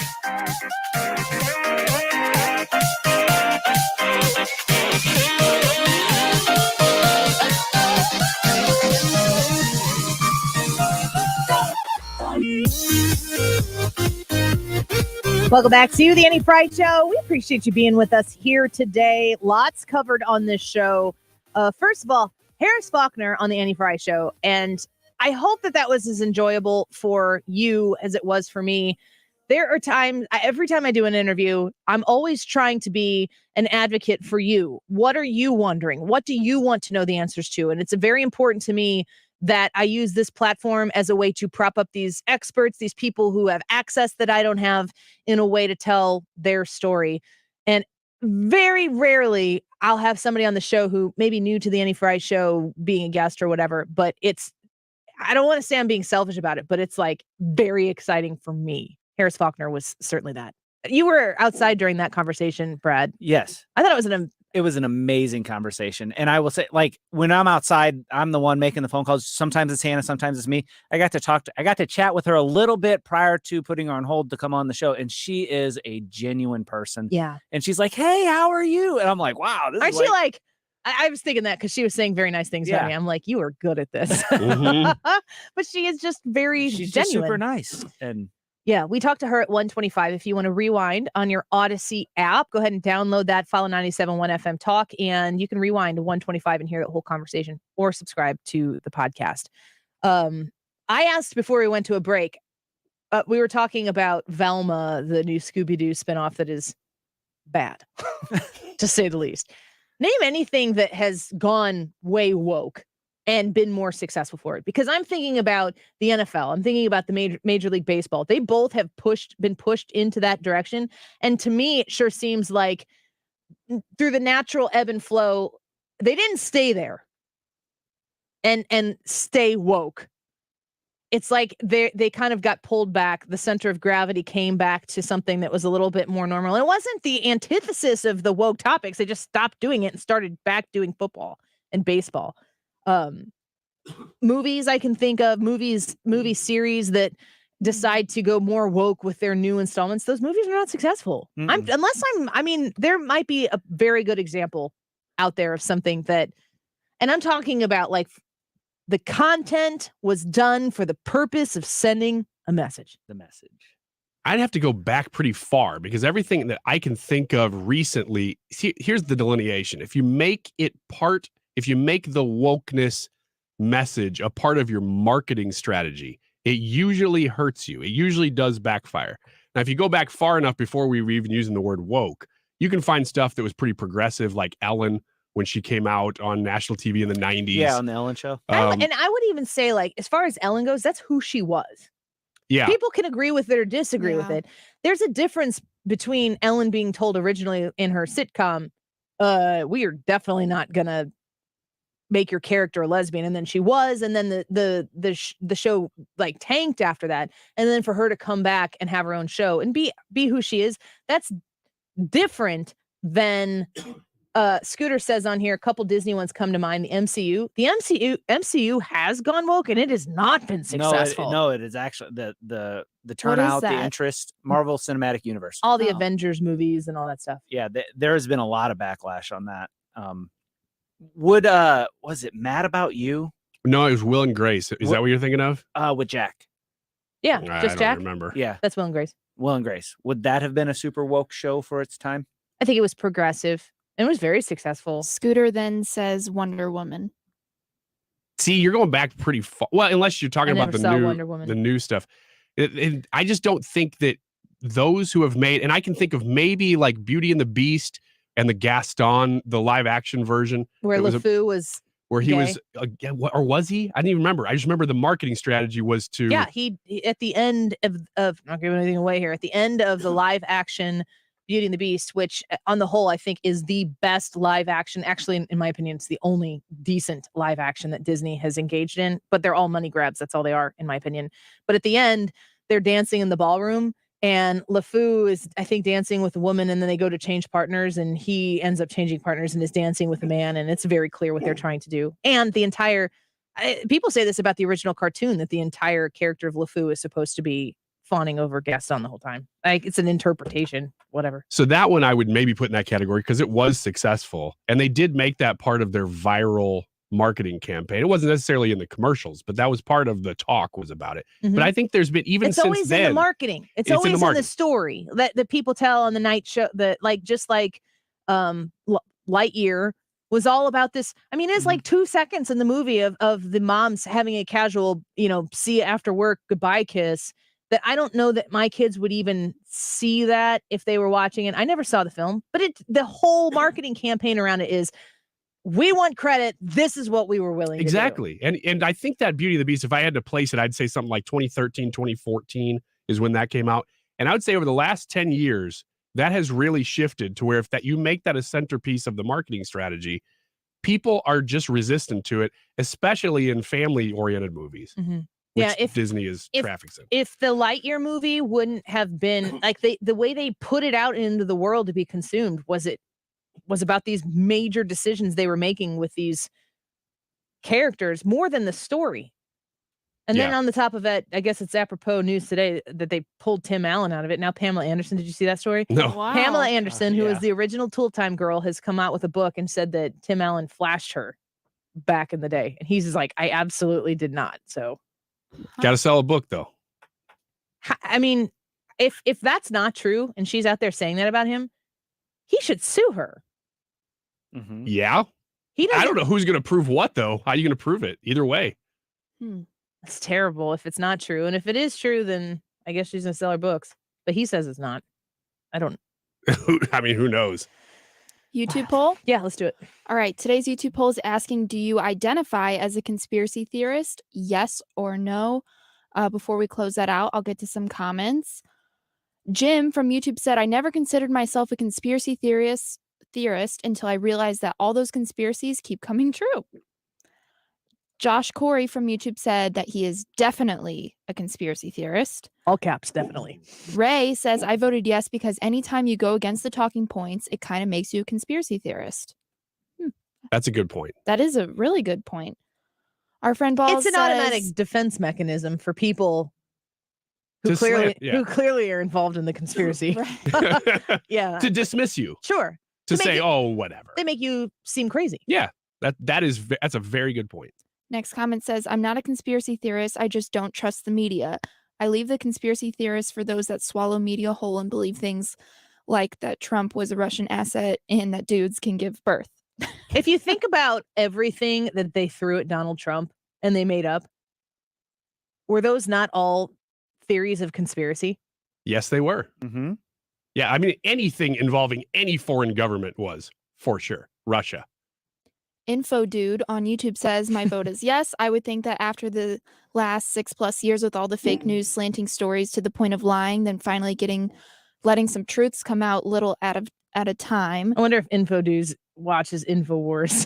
And he's like, yeah, I'm a conspiracy I'm an theorist. info And then dude. he says, as to paranormal conspiracies, I'm a skeptical believer. I enjoy digging deeper. I wonder what the Venn diagram of Annie Fry show listeners and InfoWar people are. That would be very Ooh, interesting. we would to like see. that's a good poll. No. I can't. Dirk The swamp won't let says me. that he selected no on the poll. I consider myself a conspiracy factualist. Okay, you're a conspiracy theorist. That's what I was going to say Yeah, too. Yeah.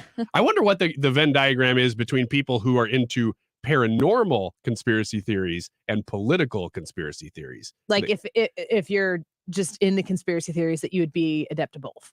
You'd either be into both or are people really into one and not the other? Because I bet they cross over quite a bit. But I would like to meet the person who's really into political or really into paranormal, but not the other. B. Schofield says, I was not assigned as being a conspiracy theorist at birth, but now I identify as one. I don't get it. Saying a lot. He's saying a lot. It went right over you. All right, here's the results to the poll question that's asking, do you identify as a conspiracy theorist? Yes or no? With over 200 votes, 56% of the people said no, they don't identify as a conspiracy theorist. 44% of the people said they do. Yeah, I think that's about right. And I would say of 56%, that 56%, I'm theorizing that at least half of you are really like the most conspiracy theorists. Yeah, they're saying of all of us. Exactly. They're saying, no, I do, but I don't. All right, stick around, Mark. We're up next. If you've been lied to by Washington politicians and the Wall Street propaganda machine, hi, this is best-selling author Don Chamberlain from right here in Greater St. Louis, and I want to give you a copy of my new book,